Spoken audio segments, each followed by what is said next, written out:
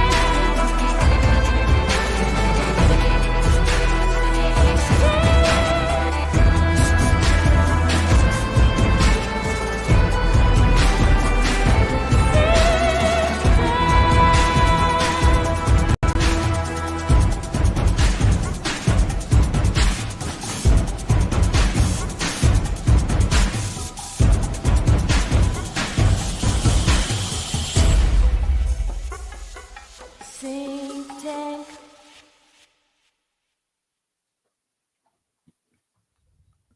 Dang, so like the other day I was someone was asking me about the Boy Scouts, and they were trying to ask like whatever happened to the Boy Scouts? Weren't you a member of the Boy Scouts?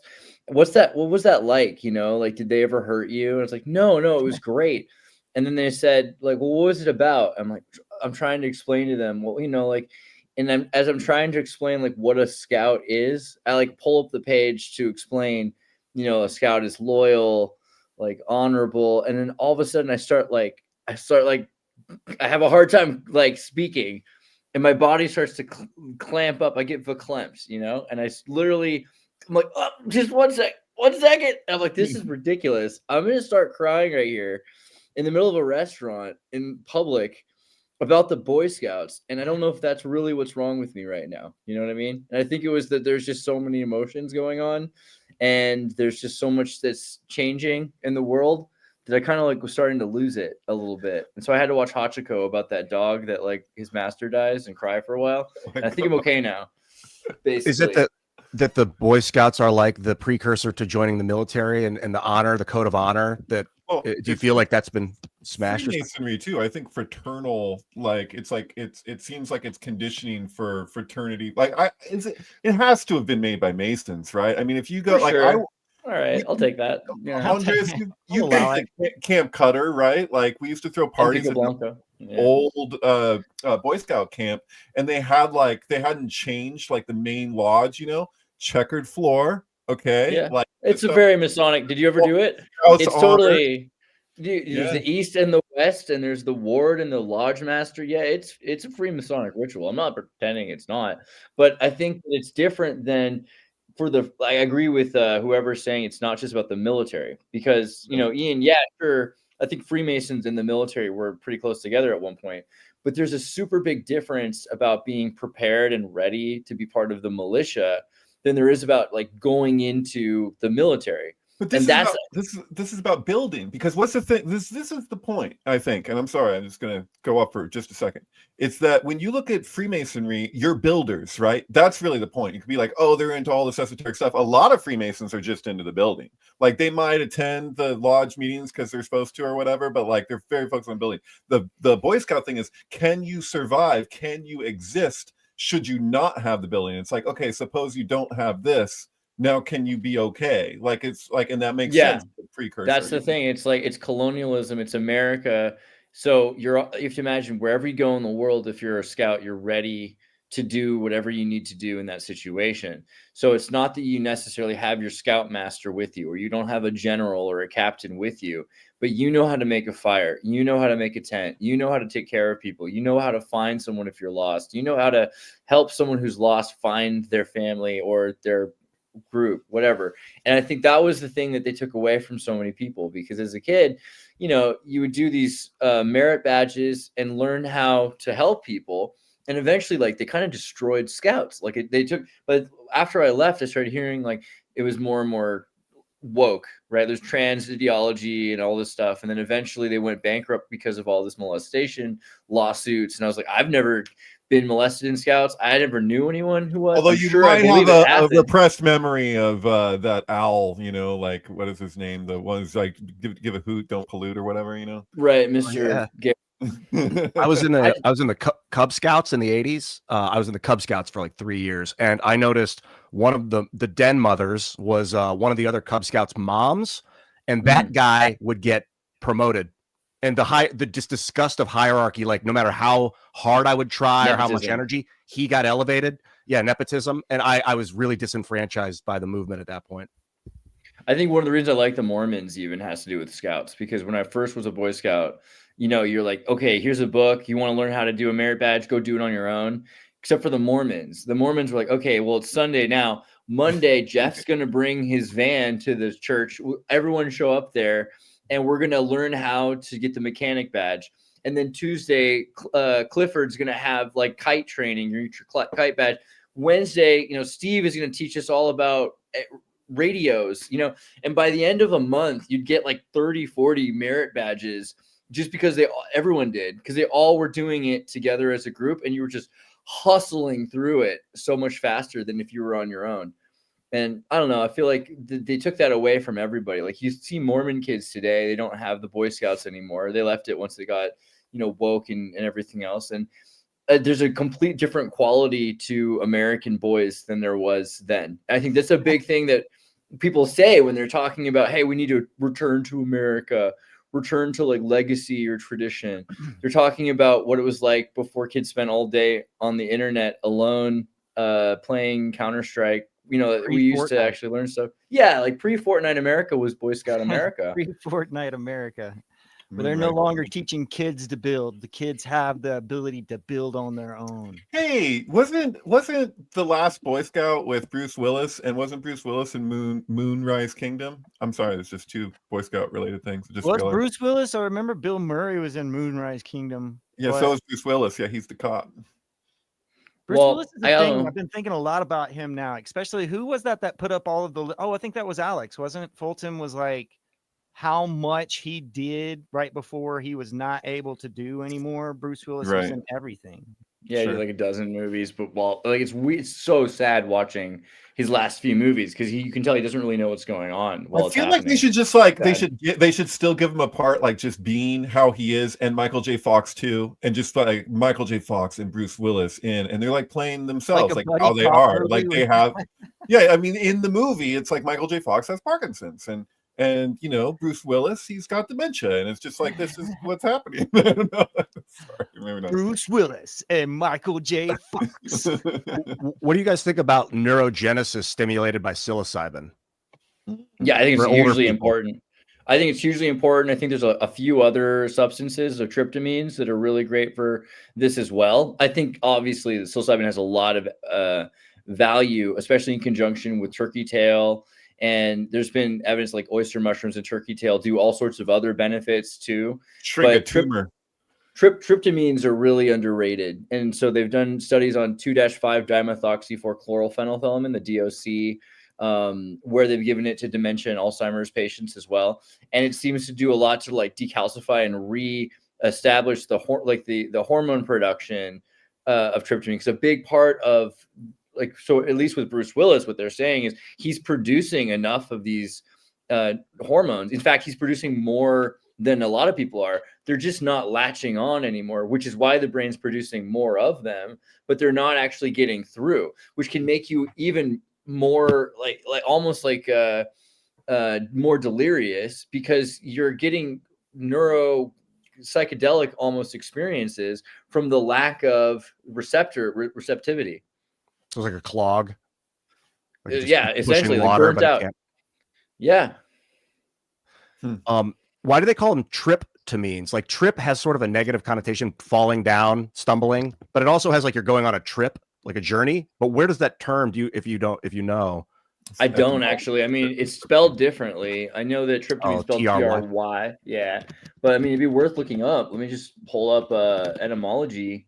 That's on funny the word though. right now. That's the thing. Like I've noticed that there's a lot of like people who are really into quote unquote phonetics online sometimes, but it'll be a lot of like word like if this is connected like obviously the sun in the sky and the son of man, like sun, it's like it has to be the same, but it's like, well, no, I mean etymology versus like, but at the same time, that's sometimes the difference between sync, you know, like if you could, and like I'm cool, we can always go there. Like if you see a correspondence, but like there's definitely a distinction between sync and etymology, although a lot of my synchronicity relies upon etymology too. So I mean, apparently tryptamine comes from tryptophan, which is from triptych, which was from trypsin, with phanein, which is to bring delight. And so trypsin means from terra, tribin, to wear away, to rub away. So I'm not sure why that they chose to use that, but it was by rubbing the pancreas with glycerin, I guess, in 1862 was how they were finding trypsin. So they would rub the pancreas, and then it would wear away like an outer layer of goo or something, and then it would enlighten the pancreas or something like that. I guess, yeah. And then this is the digestive enzyme of the pancreatic juice. So from there, they found that tryptophan was also available in different meats, and then eventually from vegetable matter, right? Like griffonia seeds is a major source for 5-HTP. And there's other things, like when we think of DMT, like that's dimethyltryptamine, but there's alpha methyltryptamine, there's alpha ethyl tryptamine. There's all these different ones. And, you know, Alexander Shulgin made that book talking about all the different psychedelic amphetamines that people have taken, but he also made the book Tikal, which is tryptamines he is known and loved. And there's just thousands of different ones that would be really beneficial for medicine, but most of them are, I mean, actually all of the ones in that book are not intellectual property of pharmaceutical companies, right? So they can't make very much money off being the only one to produce those medicines. So they haven't really, there's an entire field of medicine that we know is beneficial, but we don't really look into enough. I just watched this. Lex Friedman interviewed Norman Ohler, who wrote a book called Blitzed about the Third Reich using amphetamines, basically in their tank platoons to burst through the Ardennes mountains. It was going to take 3 days of just tank blitz, just full speed tank. And they were like, how are we going to stay awake? And they're like, well, we have pervitin, which is this amphetamine that had become popular in German culture in the early 30s. And so it all synced up, and they're like, okay. And they would give them to these guys. They'd be on amphetamines in their tanks. Like, and they said that like, what's his name? Erwin Rommel was like, there was this point where they got into France, and the French troops, because their drug was wine. They would be all tired at the end of the night. All the armies would shut down at night, except for this German tank run. And there was this moment that he calls him the crystal fox, because of the amount of meth he would take, or supposedly his squad and group was known for taking so much amphetamines.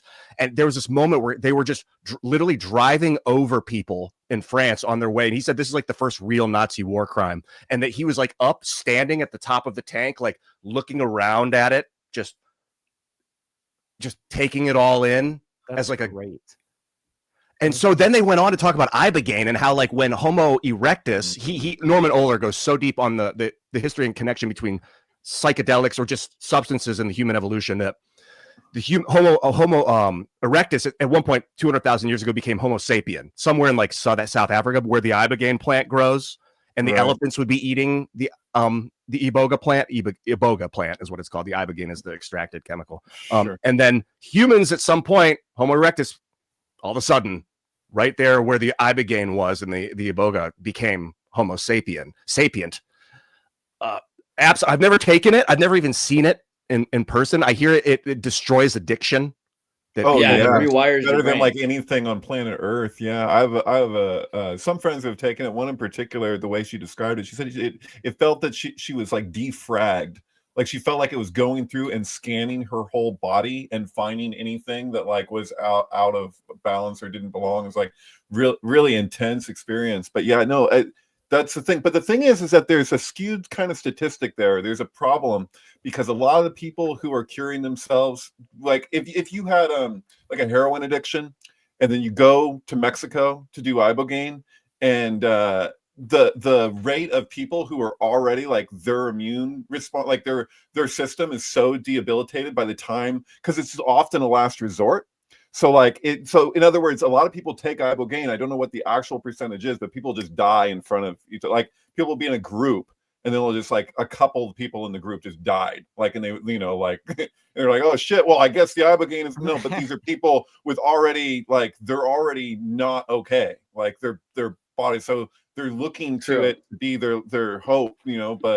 But there is you know, a new study actually, like, I mean, so I was going to bring it up even earlier because ibogaine has been used for Alzheimer's and dementia research. In 2025, there's a new study that the NIH is doing specifically on ibogaine because it seems to help produce more receptors. And they looked at the brain when you take ecstasy, you know, methylene dimethylamphetamine, MDMA, and it's crazy scary, actually. I was really scared and surprised when I saw how it actually methamphetamine is obviously bad, but ecstasy, methylene dimethylamphetamine, MDMA, burns away at neurosynapses at a level that's really shocking because we're used to hearing that it's this kind of harmless or even beneficial therapeutic substance. But the best treatment they have to repairing the burnt synapses is apparently ibogaine. And ibogaine is not just useful for that, but for all sorts of other dementia-related issues where we're having, like you said, even beyond a a plug, you know, a clog, like actually just burnt out receptors, which is you know also been the issue with the nervous system with opiates, and ibogaine hits opioid receptors, you know, phenethylamine receptors, serotonin receptors. It's crazy how many things that it actually affects. The whole deal with CBD was. It wasn't until like 97 that they actually started breaking weed apart, and then they figured out that CBD benefits all receptors, and that's why it's like legal within all 50 states. But I don't think people really understand like the benefit to what CBD could do for them. Like, true. It also like actually CBD will clog THC receptors, so your delta cannabinoid receptors don't get as high, and it kind of ruins the high for some people. But right. I mean, so what happened it's better was for you. Yeah, they breeded it out of all of the weed. Like in Colorado, there used to be a lot more CBD, but I think you need CBD to get high. It's like this weird, like there's this weird relationships to the chemicals that are in marijuana that make it like there's a synergy there, like synergetic response to each other that makes them more than the sum of their parts.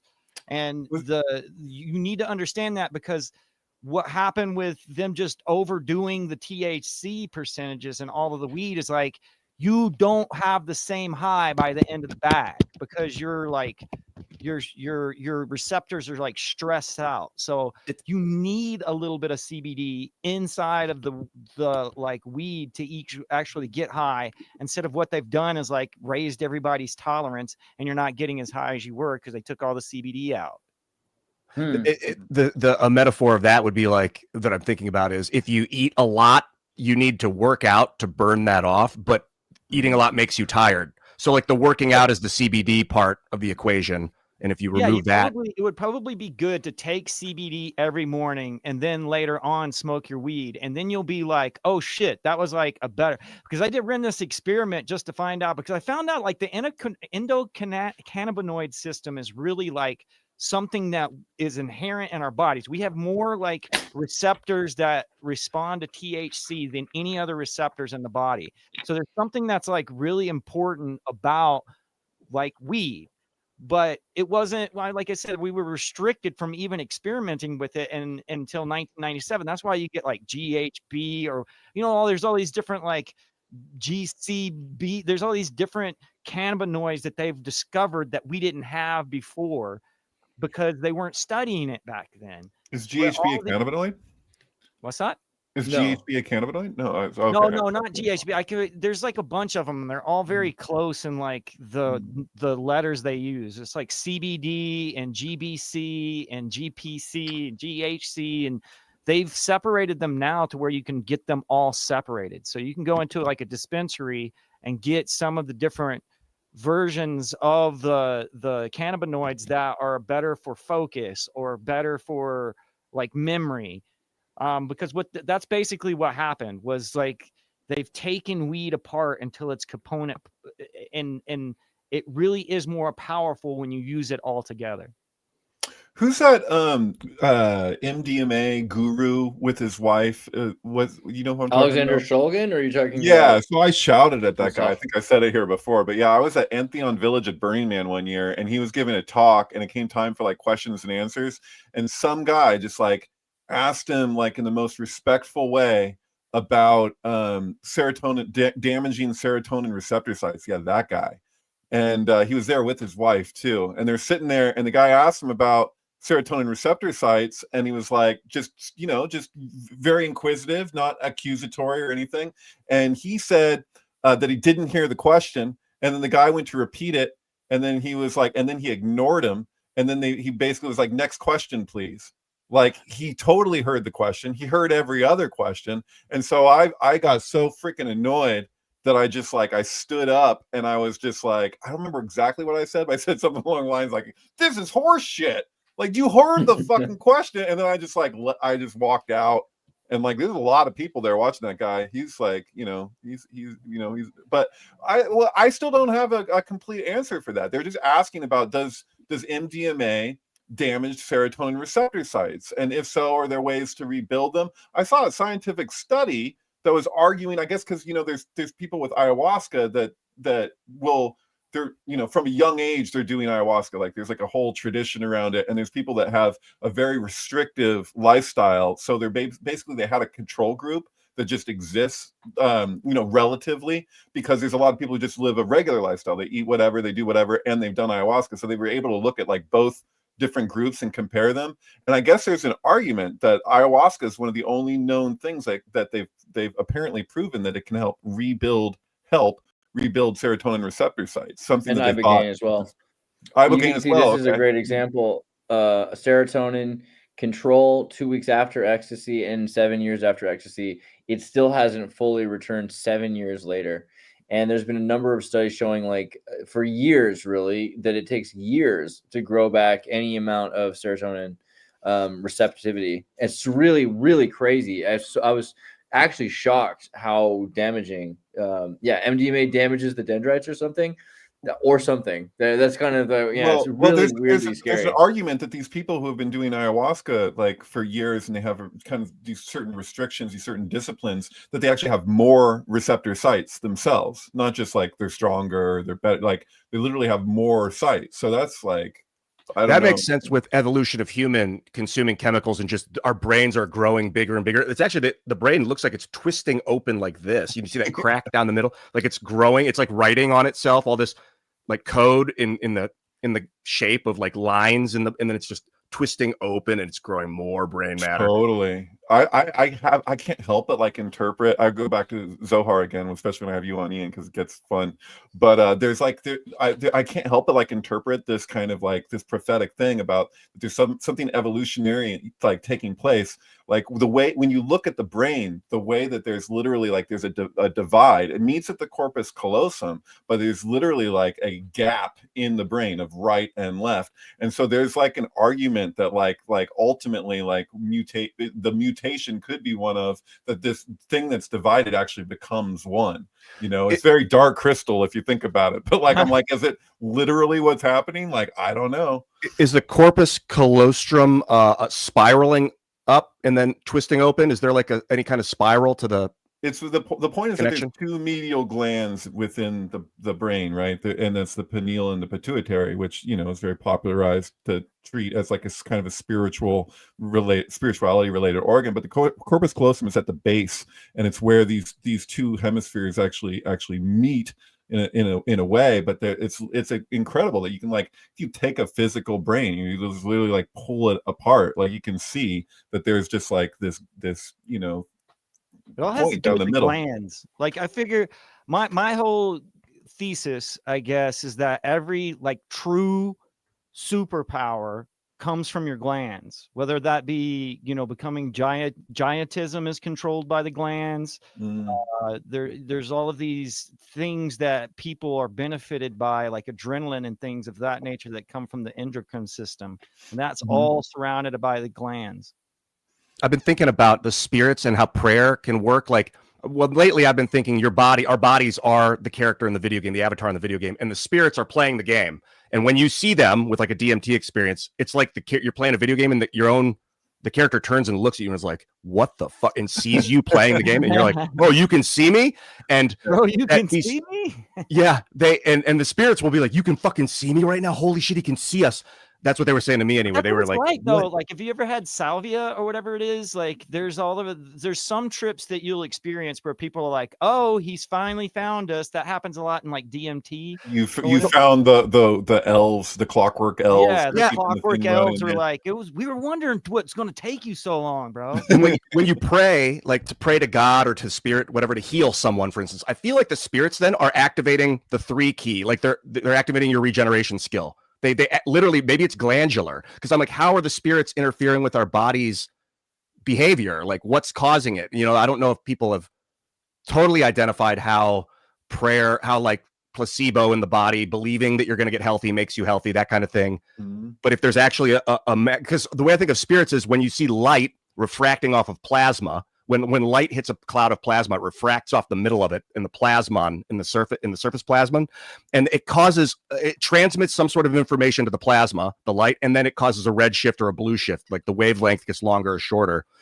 So maybe that's how a spirit is interfering with your own glandular function. I'm not saying it has to be glandular, but you know, bringing up the endocrine system. I mean, it really is kind of. It will have to be glandular. I mean, that's like where we get everything as far as like the religious symbolism about the pineal gland or whatnot. Like, right, but isn't it in the New Testament? In the Gospel, doesn't Jesus have this whole thing around if you're looking for God in some hidden cavity or something, he's not there? You know, it's like. Are they speaking to like kind of the principle of emanation, that it's in the etheric, it's not in the gross? So if you're looking to the gross, you're kind of missing the mark. You know, well, right before the missing pages in the Book of Mary, there's this whole process where the disciples are kind of like pissed off at Mary because like they basically say, well, Mary saw a vision of Christ today, and then later on in the book, there's this conversation. She goes, where did I see you, Lord? Did I see you like in the spirit, or did I see you? And he was like, well, you see me in the brain, because the brain is like the connection part of the spirit world and like reality or whatever. That's Apocrypha. Where's the book of Mary? I'm not familiar with that one. Why would you bring up David Koresh, bro? Did you just have him like saved running on your fucking screensaver? I couldn't while you're talking. I just always have to bring up Waco. You need to get a pair of those glasses, Will. He gave it all kinds of different names, like the Secret of Light. The Secret of Light. I mean, there's a whole bunch of things that have to do with the connection of the prophets being within the head. That's why John the Baptist's head is cut off there, and that's why there's actually like relics of Mary Magdalene's head being cut off. The Templars. I actually saw the Gospel of Mary because it's in the Berlin Codex, so I went and saw that. It's in Berlin. There's a cool library there. And like the brain is the entire creature, the eyeballs and the brain and the spine. It's all one. It's like a floating alien that's in this saltwater sack of yours. And so like the direct interface of the brain to the light is like maybe that's part of the interference of spirit. But like, what's it? Because I go outside and sometimes I'll look at the sun. Well, not look like, but I'll point my head and I'll sneeze. Do you guys ever have that happen? Yes. What's it doing? I'm like, totally. What is it killing? We're vampires. We're allergic to the sun. I don't know. It goes into the brain. It passes through the nervous system and fries like some microorganisms that are parasitic in your system, and then you shoot them out of your throat. Like that's what it feels like is happening. And sometimes I'll do it twice. The other day I did it 4 times in a row when I'd been feeling ill. I'm like, yo, something's dying, or it's activating some sort of chemical that's killing something. So it's either the light that's frying this shit, or because the heat wouldn't do it. I kept going in the sauna at night, and it wasn't healing me. It was the light. There's a whole sect of individuals, I think, who worship Mary, who stare at the sun. There's like one of the biggest miracles that is like categorized as a miracle by the Catholic Church in modern time is called the miracle of the sun, where a whole group of individuals, like 70,000 or something, all saw the sun do weird stuff. What, but like having eclipse? no, like the sun moved. They said like the sun moved, and there's all these scientific explanations where you can make yourself do it. But there's a whole bunch of individuals who, I mean, I do that all the time. I make myself sneeze with the sun, and everybody thinks that I'm weird. And I was like, you don't do that. But that's how you read that. Is it some sort of like expelling of all of the evil that's in you somehow? The sun gets literally dead bacteria that's getting killed by the heat from the exposure to the radiation, or parameciums, or God knows what's growing inside your system. Yeah. Fungus. I was just having this conversation with a religious scholar who is letting me know that there's like a whole group of people who try to make the sun move. They try to I noticed through a camera, I pointed the camera at the sun and took a photo, and it showed beams of light shooting out in 4 directions, like an X, through the sun, which obviously is always there. It's whether or not you're seeing it that way. So I imagine if you distort your own perception through changing the shape of your eyeballs or your brain, your nervous system, maybe through chemical stimulation or actually just twisting, that it will move. 70,000 people though with cameras, all like witnessing to seeing the sun move. What did they say? Yeah, because the sun's a globular flowing ball of like super hot gas. You know, if you see it in a telescope from like an observatory where you can see it like rolling like it's fluid. Mm-hmm. Totally. I love the idea that what we're seeing when we're looking at the sun is the other side of a black hole that's emanating the energy that it's pulling in. And that would explain that weird phenomenon where they see the black in the sun. You know what I'm talking about? Like where there's like an opening when there's like certain solar flares or whatever, and there's like it gets captured. We're like, is that just like why is that? And it's like maybe that's what it is, man. We're on the flip side of it, you know. I spent some time looking at a light bulb, just meditating into the light, and I would see all the colors of the rainbow slowly. It would be like dark purple, then it would get more red, then like orangish, yellowish, green, blue, started to become white again, the light, and then from the white I would see black in the center of the white, and then it would become all black again, and then purple again, and it was like flowing through the cycle of the changes of the color that you're perceiving in it. But and also along the lines of the sun being the output of the black hole, I think, and I'd love to hear your guys' thoughts. There's such thing as a charged black hole. It's different than a regular black hole. I don't know what's exactly charging it, but I wonder if you could super accelerate through a charged black hole, if it would basically fire you faster than the speed of light towards the first star you hit, and then the star would slow you down and stop you, and that would be like how you would wormhole. Oh man! So I mean, they told us in school, right, that like these black holes are taking all the pressure. That everything would be normally expansive, and this was a theory. I think they've changed the theory since then. That now we use antimatter or dark matter as an explanation for things that we didn't in the past, as a major, more prominent theory. But at the time, it was the idea that black holes were holding everything together, because everything is being condensed, and they're so massive. Because a supernova or a red dwarf, once it becomes super large, a supernova becoming a black hole then condenses an entire solar system or a galaxy, or even several nebulas can be compressed by multiple black holes, and the ionization can cause a supercharge. So I always thought as a kid, like, wow, what is that? Does that mean that we are inside of a black hole and that our entire universe is compressing in on itself? So we're experiencing the opposite of expansion. We imagine that we're experiencing the argument is that what we experience as solid matter is actually 99.999999997% empty space. And so, and that unless it's not empty space, but that it's like empty space itself isn't really empty space. It's the contraction, and what we experience as solid matter is the tiniest tip at the expansion. That all that contraction has to happen. That's the argument for, like, in physics, when you say for every action there's an equal and opposite reaction, which is why Einstein in his unified field theory made this kind of strange argument that eventually everything would go backwards because we exist in an expanding universe, so eventually it would contract. And now I think the argument now that you see from certain physicists is that actually it's contracting the whole time, and everything, because of relativity, that contraction can be so expansive, but because we perceive it as nothing because it's no thing, you know, that's like, and that's like, it's like, were the Egyptians in touch with that? That's like the meaning of the sky goddess Nut, and that, however you say it, that's like, is that what they were on? Like, I don't know, man. But it feels like when you take certain substances, this stuff just becomes a given. So you know, I wanted to bring it back to that. I hate to do that, but like, so we were talking about the Reich, and someone brought up Vril and Viral, and so the Vril experiment. Before people had radio, and a lot of the people that invented like television and radio, before people listened to ball games on the radio, they used to have seances, right? So like they'd listen to people pretending to or seriously talking on a Ouija board to like your grandma or a ghost or something like that.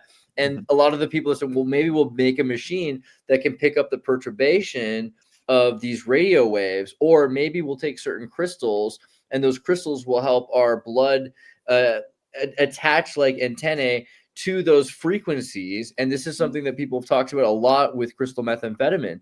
And since you brought up the Reich and their obsession with taking speed, right? That a lot of them were taking speed in order to try to do median work. And they were afraid that after a certain period of time of doing this with repetition, that certain entities would be able to latch onto their frequency, their consciousness frequency easier, even without the speed. And so you had to be very careful, because those crystals were making their blood like a tuning fork for certain frequencies to attach to. Right. And your bones too, they have hydroxyapatite in them, which is a crystal. I think your bones, the resonation that's produced by the vibration of your bones is like what would you call it? Like synchronize with spiritual resonation.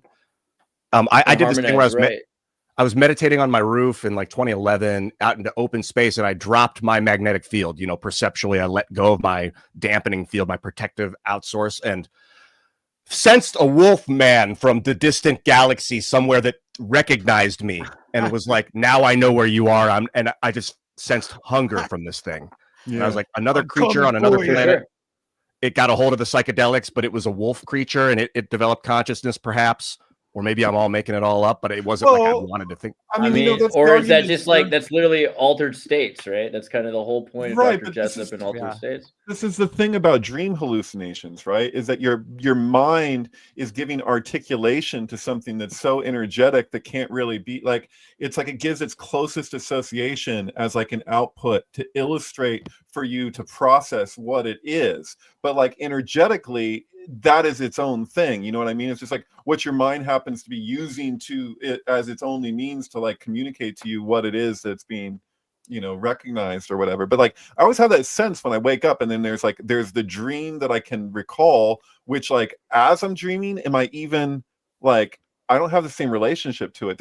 In other words, there's no objectifying of it when I'm in the dream. It's only when upon waking that I look back at the dream and I'm like representing it to myself visually, but it's like energetically, like the thing in itself as it was occurring was just like, it's my body's process. Like, you know what I mean?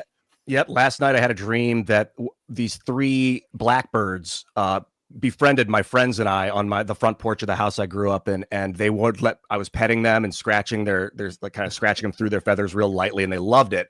And it was this trust with the birds. And then when I woke up, I was like, oh, when I vaped DMT, I saw 3 spirits: the feminine, the masculine, and the child. Or he could have just been another masculine, but it was a male, but he was smaller. And then later I was like, well, maybe he was further. I think he was further away, which is why he seemed smaller in the vision. Or maybe he was the youth. He was representing the youth. And so these 3 energy beings, I'm like, I wonder if that was what those blackbirds were, is like representative of the spirit and being at peace with spirit. But only I didn't in the dream. I couldn't perceive that, only afterwards with reflection. Odin had 2 blackbirds. One was called thought. One was called memory. Like birds are often associated with the airy part of man's intellect. You brought up, there's that movie that I think you were going to talk about, Will, the wonderful story of Henry Sugar, which I think is a true story about an MI6 signal corps agent, right? Like this is a psychic working with the British intelligence. Just soft core disclosure for real. But the reason I brought it up is because of him talking about staring at the light and seeing the fractals and whatever. I've heard in other places, people who remote view learn to remote view by staring at a candle because it increases your focus. And then they basically say that in Henry Sugar. Henry Sugar's a weird. All of Wes Anderson's movies feel like soft disclosure to me.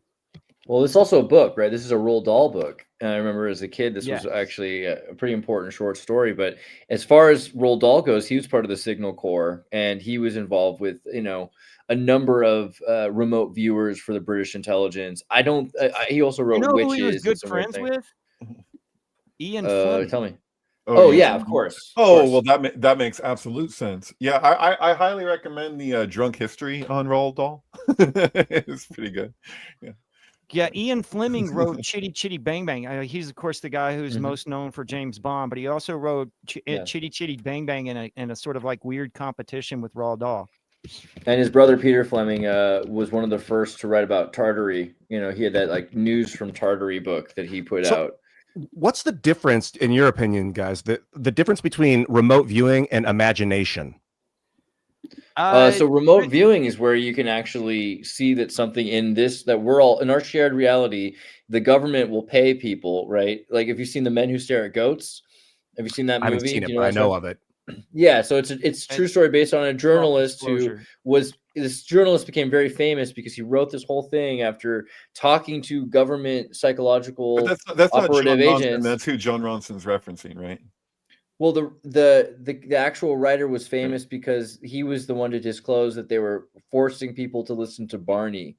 The U.S. military was torturing people by having them listen to Barney for hours at a time. But that was the only thing that they got out of his report. They didn't care about the rest of it, which was that he had found this group and these people had come to him and said, yeah, we used to work for the U.S. military, and now we have a private company called I think it was called Syntech, and they would ask, the government would pay Syntech through the Rand Corporation to let them know where people were, what they were doing. So you'd get a guy and you say, I visualize a metal, room. It's this long, it's probably a plane, and it's vertical. It's up in the sky. It's right now over this ocean. It's over the Atlantic. And I think that and then they would find out it has a number on the plane. I'm seeing the number 781B. Okay. And then they'd find out that was actually a plane in the actual location.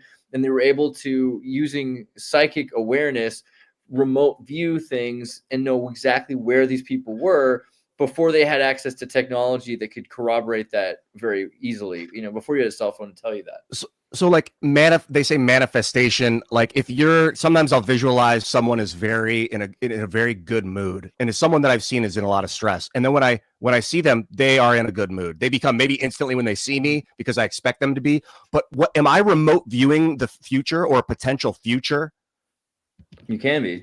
That's a different thing as well. So like Ingo Swann, right? Ingo Swann did the Stargate project for the U.S. military in the 1970s and 80s. And they used him because he'd been so successful with Rand Corporation for knowing where Dodge Hammarskjöld was, right? When he was crashed in the Congo. And they had him find other things like where certain terrorist organizations, like the Russians had killed Trotsky in the 60s or 70s. In Mexico City, right? And so they knew where these things were happening because of Ingo. So they asked Ingo, can you tell us what's on the moon? And he said, well, on the moon, on the dark side of the moon, there's, actually architecture that we can see. And they said, well, is there anything on Mars? And he's like, well, there's nothing on Mars right now. Well, was there anything on Mars ever? He's like, well, I'm getting that there was a thing on Mars, but it's gone now. Well, can you go back? Well, how far was it? So 250 million years ago, there's a civilization on Mars that looks like Lockheed, he said. And so eventually they get this idea that there's someone from the future, from the U.S. government, some paramilitary corporations and intelligence that have traveled outside of time somehow, and that wasn't explained exactly, but that they've gone to get outside of time to Mars, to the past, and that this is another thing going. So this is where it's like, okay, how far do you go with a guy who you've trusted to give you accurate data so many times, when now he's telling you about these crazy sounding things that you can't believe about space-time travel and etc. But that's where you have to wonder, like, is that just imagination, or is there some truth to it on some level? That's, I think, the question. There's a lot of well-documented examples from the CIA of success in remote viewing. There was that Like But there it's was all this. about success. It's There was a. success because it's basically they would run the experiments over and over and then track the success. So it's not like Yeah. remote viewers are always successful. But you No, find not like at the all. ones who are best successful or who have learned to become more successful.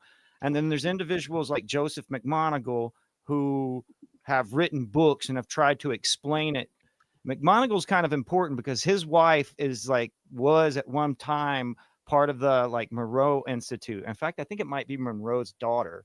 But anyways, Joseph McMoneagle will say that he's done all kinds of stuff on like Japanese. He gets hired by corporations to find rocks underneath the ground.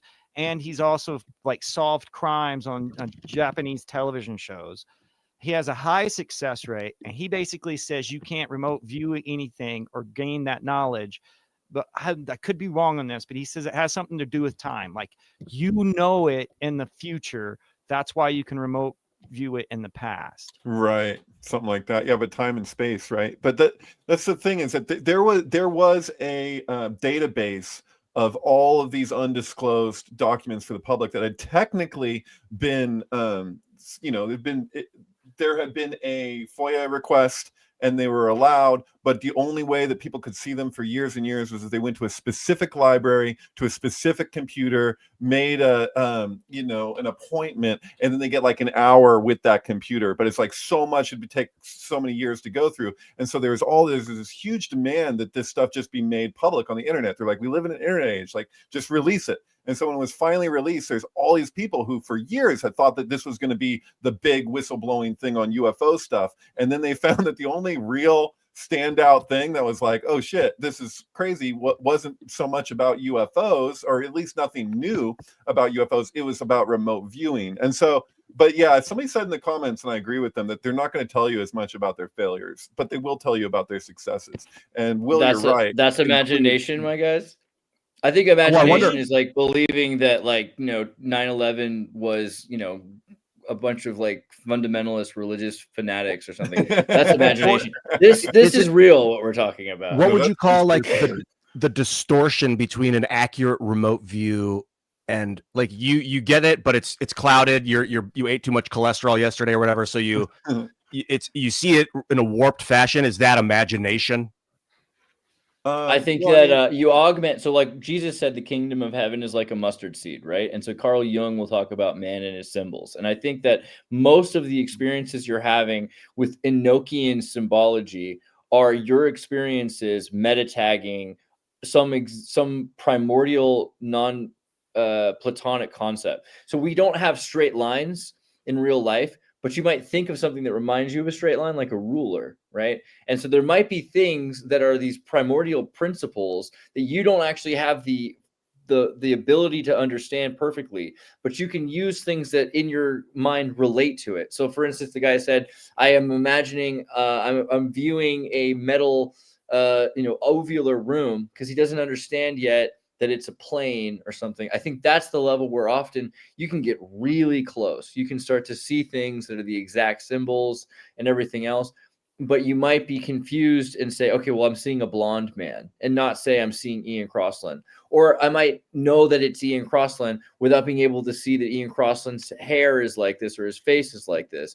These are the kinds of things which are maybe based on your empirical observations, but even your senses, right? Your eyes, your ears, all these things are touch-based senses. Your eyes have photons, your ears are drums. So touch is something that can't exist in nature. We've talked about this before, because touch is electrostatics that bounce off each other. So everything is all the sixth sense, which is the awareness of something being touched. And you can use that to imagine this is something that's being experienced in nature. I can imagine the wind resistance that this plane is going through. I can imagine that it's cold where they are, or it's super warm where they are and they're sweating. I think that's kind of that's the level where you're distorted, right? So like if all the senses, and I agree that they're all a sixth sense of the way you perceive the interference of the two static forces, that if you have a warped sixth sense of the perception of the other five senses, maybe you'll see things that it's not that what you saw was wrong, it's that you didn't perceive it the right one, or that you. I totally agree, and I think that's a major thing about. So I think a major thing was people probably were you know, what's his name? Rudolf Steiner talked about this a lot, that at a certain point in time, probably everyone was more psychic before Havelockian language. Once we started using language a lot, once we started using language instead of being more using the psychic muscles, that we started getting weaker in our psychic muscles. So some people still have stronger psychic muscles, and other people have just kind of not used them ever, right? And so we're not used to, but it's, you can kind of still have an intimation of this idea. If you see someone you love or a friend of yours that you're meeting after, and they're like a kilometer away almost, and you see them coming before you even see their face in a crowd of people, that you know it's them, you know, that kind of thing, where my eyes aren't even picking up that it's them yet, but I know it's them from other extraneous information that I'm able to pick up. That, I think, is kind of the hint that we still have these psychic senses. They're very weak because we're not practicing. Isn't that can't you make the argument that just like a blind person can, or a deaf person will emphasize their other senses as like a compensation, and they'll appear to have these super abilities? Like if somebody's blind, they'll have super abilities when it comes to hearing or something. But then if you're arguing that there's other senses that are yet to be developed, because we actually develop through like a long-term, like kind of like natural, like troubleshooting thing. Like in other words, you develop your physical eyes out of a primordial desire to see. So the organism itself has like pathways, and it knows, okay, well, this is something that's possible, that's integrated into it. So like there's like a higher learning that takes place over time, where it's like you develop ears out of a primordial desire to hear. So if there's going to be another sense that develops out of, you know, as we move forward, then it's going to come from an ultimate troubleshooting of how we're lacking, like how the senses that we have aren't enough. So it's like, I'm not talking about like something that's just like on the level of like thought or even like knowledge, but something deeper than that, like a primordial knowledge of the organism itself, where it actually registers this is needed, and then it pushes out that new development, almost like it's like a, you know, perhaps a painful process like childbirth or something. I could see like if the power went out and nobody had a phone anymore, that they would out of need start using, because I think like the eyes are seeing a high frequency, the ears are ears are sensing a lower frequency. It's just like what frequency we build these different parameters to catch like certain frequencies, and the sixth sense, the psychic sense, is like either a super high frequency or a super low frequency. It's one or the other, or maybe considered both, depending on how you're moving towards it, you know, what direction you're headed. This is part of like why I can kind of like reconcile like the insanity of like culture war stuff and all these things that are happening. It feels like it's ultimately like this breaking down of the dualities that we've imposed upon what's in front of us. Like we're not literally perceiving what's actually in front of us. We're perceiving some representational model of that thing. That's like the Matrix. And so it would make sense that ultimately, like if we learn through a troubleshooting process on a deeper primordial level, then what we're seeing is like, we're basically like projecting our fantasies onto things and then testing it, and then when we test it, we see what doesn't hold, and then that thing breaks down. So we perceive that as like this crazy like culture war, for lack of a better word, but really like it's a deeper processing that needs to happen in order for us to develop. Like that's why it's like maybe none of the sacrifices for nothing. Maybe it's all towards this developmental leap that needs to take place, and it's kind of like, you know. Yeah, I think that if you don't self-sacrifice, society will sacrifice you. And I learned like in my early YouTube days, 2006, I started telling my secrets, like my humiliating past. I was just like, just tell the world. I can't take getting interrupted. My own thoughts were getting interrupted by memories of things I'd done. I'm like, just tell the world. If it comes in your mind, say it. Humiliating. People are like, what the fuck is wrong? Who would do that? And stuff like that. There's videos of it but all of a sudden I stopped getting distracted, and I was able to think words instead of say them. And I could communicate direct conversations with my thoughts easily, look at someone in the eyes and have a full flowing back. I don't know but then when I go in the spirit realm, either in a dream or in a psychedelic state, my body's it's incapacitated due to its, you know, the state. So I have to communicate with my thoughts in that realm. And I have full control when I'm talking to the spirits. I have flowing conversations with them. It's very easy to conceive of their response because I'm not distracted by my hominid memories. Sure. And I think that might be psychic. That might be like the sixth.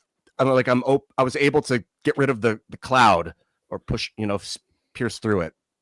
Yeah. But then what happened was I was like, Hachi's I don't. always I like felt like I felt like I learned how to do magic, and I was like, I don't want to. And I was doing it on my friends while we would talk, and they'd be like, it would be weird. And I'm like, I feel like a wizard that refuses to use magic right now. Like, I don't want to do it. I feel like it's an overpowered ability that is like really bizarre and set me way apart from most humans at the time. And I was like, I'm just going to be a wizard with no abilities, which is a shitty class. If you've ever played D&D, it's like the worst. Yeah. And I'm like, I'm trying to interfere with people like as a normal guy, but like maybe that's like magic is normal. Like maybe that you're supposed to develop I think that. it used to be. I think that a lot of people. I think people have gotten weaker over time. I think that's the scary thing is when you read and you hear these stories, it could be that we're just making a fantasy up about the past, but it looks like basically all the technologies that we're being offered today are just accomplishing things that we've talked about people being able to do naturally at some point. And when you write about things, it's possible that these things are just fantasy, that they didn't have them in the past, but usually you write what you know. So it seems like there was a point when more people were able to communicate over vast distances and feel what other people were feeling.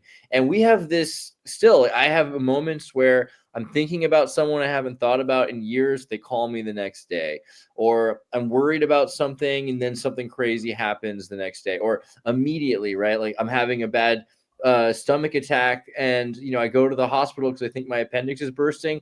Turns out there's like the tsunami in Japan, right? I remember with Judd, I was looking at the TV and the hospital's like, oh, my appendix is fine actually, but no, there's like millions of people that are at risk now, and I'm feeling that. I think we have that capacity more than we want to admit, and we're told to just sort of downplay it, to think it's irrational, and in order that we can just kind of exist with the low power reality that is controlled. It's always controlled in that sense too, because you're able to have those experiences as long as you have an explanation for it. And there's this weird kind of vexation there because, again, like I think about this often when we're talking to each other all over the world. We're in different continents right now at the other ends of the country and of the world, but we're instantaneously communicating and seeing each other's faces, that this is straight up magic, but we're chill about it because we have technology to sort of explain that so that we don't feel weird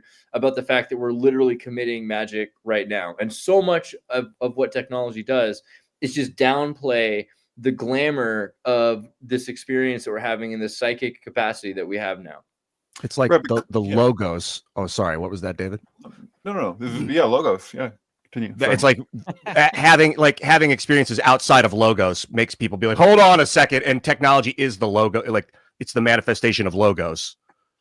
Right. Well, I think one of the issues is like when we say magic, people there is sleight of hand trickery magic. So like even Darren Brown, who's like he doesn't believe in any psychic ability, he doesn't believe he possesses any psychic ability, yet he can give the illusion, the impression that he's absolutely psychic and blow people's minds. But then at the same time, like we're not discounting that the phenomenon may very well exist, and not even just psychic. But I just want to emphasize that like things that we take for granted because they're in our regular existence are also fantastical. So like you plant a seed and you water it, and the sun and everything, like what allows that thing to grow, like that is magic. Like that's a natural magic that exists. And there's levels to that natural magic that we can't even like address or conceive of as yet.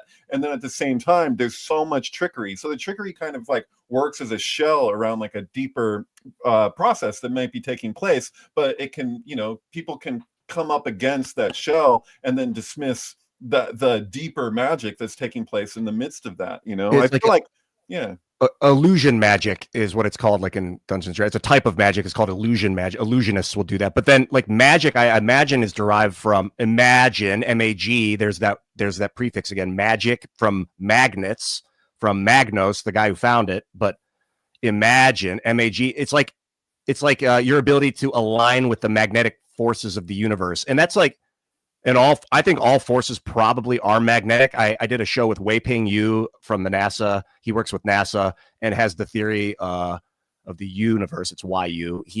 That it's all magnetic. And we showed in a study a long magnet. And it has a magnetic charge. If you fold that magnet over and then fold it over again and fold it over again till it's cubic, in space, then that would happen. It would fold over into a sphere. It neutralizes the magnetic force of the magnet, and he showed it. Like, it was a very strong magnet as a long line, but when you turn it into a sphere or into a cube, it's very weak magnet, and they call it gravity. They don't, but it's the same. If you look at the gravitational equation that Newton derived and the magnetic equation that I think it was Coulomb derived, it's the same exact equation with a different constant. It's the exact same equation. So I think it, and then what that means is that the dark matter that they think is pushing on things to make them not keep going due to inertia is they're like, there must be a force pressing it together. Why is the outside of the galaxy not spinning faster than the inside? So they just made up this concept of dark matter, but it's actually magnetically moving. That's why.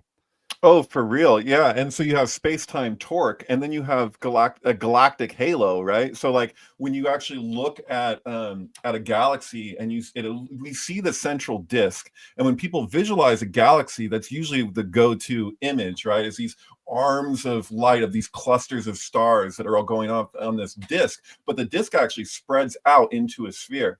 And there's more stars in the galactic halo for, I don't know what the ultimate operative is of that, but like the way that the stars spread out, and they twist, and they go, I don't know how many billion, trillion, whatever years it takes for the stars to move, to go from like the center to the outskirts, work their way around, and then come into the central spiral that gets broken down and redistributed. And it's like, but you look at that and it just looks like what we know with magnetics, like a magnetic energy field. And so that's the argument. That's like the argument of pi, is that if this is the larger structure, then it stands to reason that everything that's within that structure is going to be governed by the same principal dynamics. And so like that's like kind of the application of physics. And you can see that like in the ancient world of the occult, like they understood this principle to this day, like that's so foundational to physics. Yet I feel like a lot of the physics is just like this aversion to acknowledging the straightforwardness of certain things. You know what I mean? Like we're going to go on these wild Jack guy is like, please tell us about the double slit experiment. Yeah, exactly. It also that synergizes how you're saying that the structure shows the what looks like a magnetic flow, like a toroidal flow, which indicates you see it within that too. Also outside, I think the universe itself, although some scientists would say it's ever expanding because we see a red shift, meaning the stuff that's further away is the wavelength is getting longer because it's moving faster. And I think it's actually just a torus, and you're seeing the wavelength from a different angle as it bends around and then comes back through. A double torus, right? So like, yeah, no, totally. Oh, and also when it comes to galaxy formation, there's three, science has it broken into 3 stages. You've got your irregular galaxy, which is just a flow of madness of stars. And then it starts to spiral. And then you have the spiral galaxy, which is where we're at in the phase up. And then it spirals up into a spheroid galaxy. So you already noticed some of the outer things, and what'd you call it? The galactic corona? What that galactic halo is how I've heard it. It's like it's catching it and bringing it back to itself to form. As long as I think if we evolve in the right pattern, we become a spheroid galaxy, and that's like stage 1 of where we build our Dyson spheres, and we're capturing solar energy at its source. Yeah, man. Here we are. It's a flow state. I'm gonna be going to the bathroom and back and muting, but I'm still listening to everything. Okay. All right. Fair. Yeah, I feel that's what I'm saying. Is I feel like that image, that all too familiar image, is a little misleading from what we're actually looking at. We're looking at something that's spherical, but the stars are so spread out that we don't perceive it the same way. We don't perceive the spheroid because we're fixated on the central disk before everything's working itself out, getting distributed, and coming back in. I'm a big Talbot fan. I grew up with like that Jesuit education, so I always feel like it's like a flat universe. I go a little further than flat Earth. I say it's a flat universe where it's a holographic universe, and what you're experiencing in terms of depth of space and time both are really just projections from that flat plane that we're existing in. I read this book. I'm not enthusiastic about it because I've seen so many parts of this book debunked.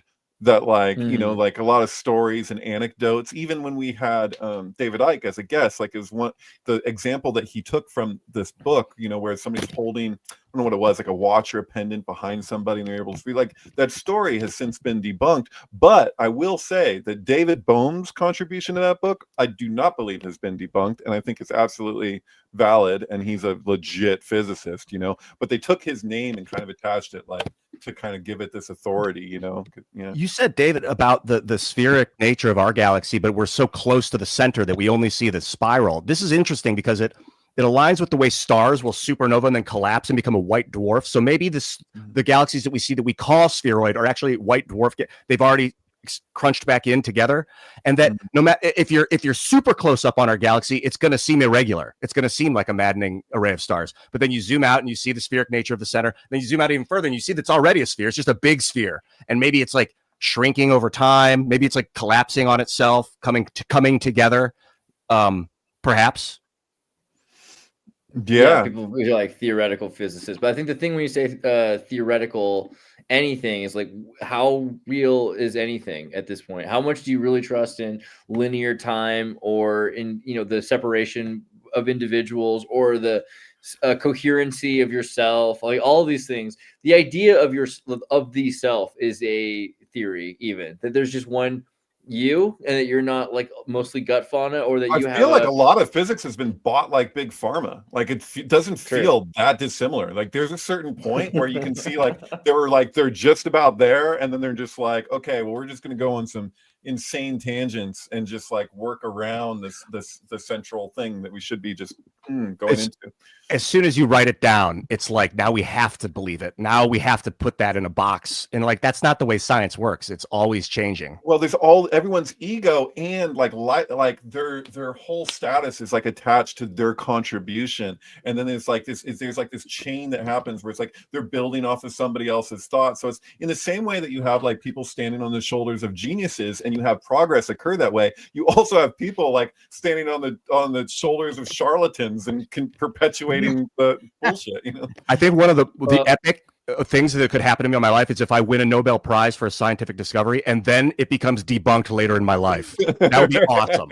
In your own life. That'd be, yeah, I want that to happen. Anybody, really. Will brought up the God helmet. You were going to say something about the Corin helmet, right? What did you want?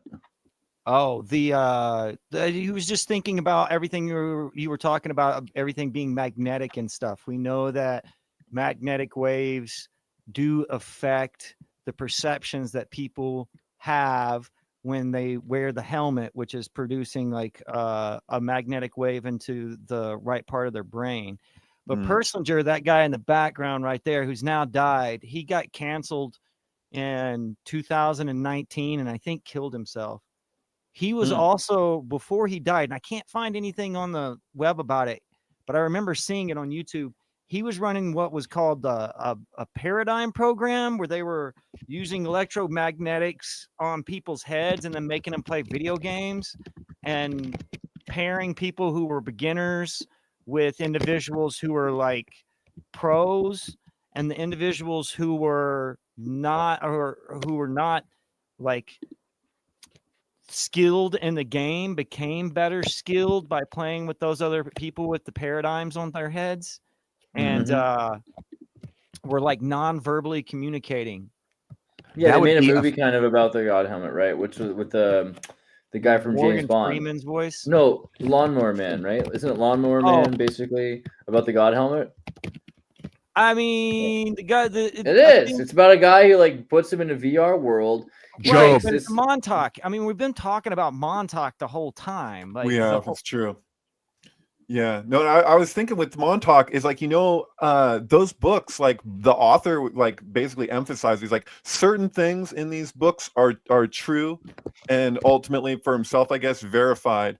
But he emphasizes that he like worked it into this whole fictional thing, and it's like that's just there in the midst. And he says he's not going to tell you which are true and which aren't. The show Stranger Things experiment, right? The show was a movie that he latched onto. Oh, exactly. It's true. And the show Stranger Things was originally going to be called the Montauk Project.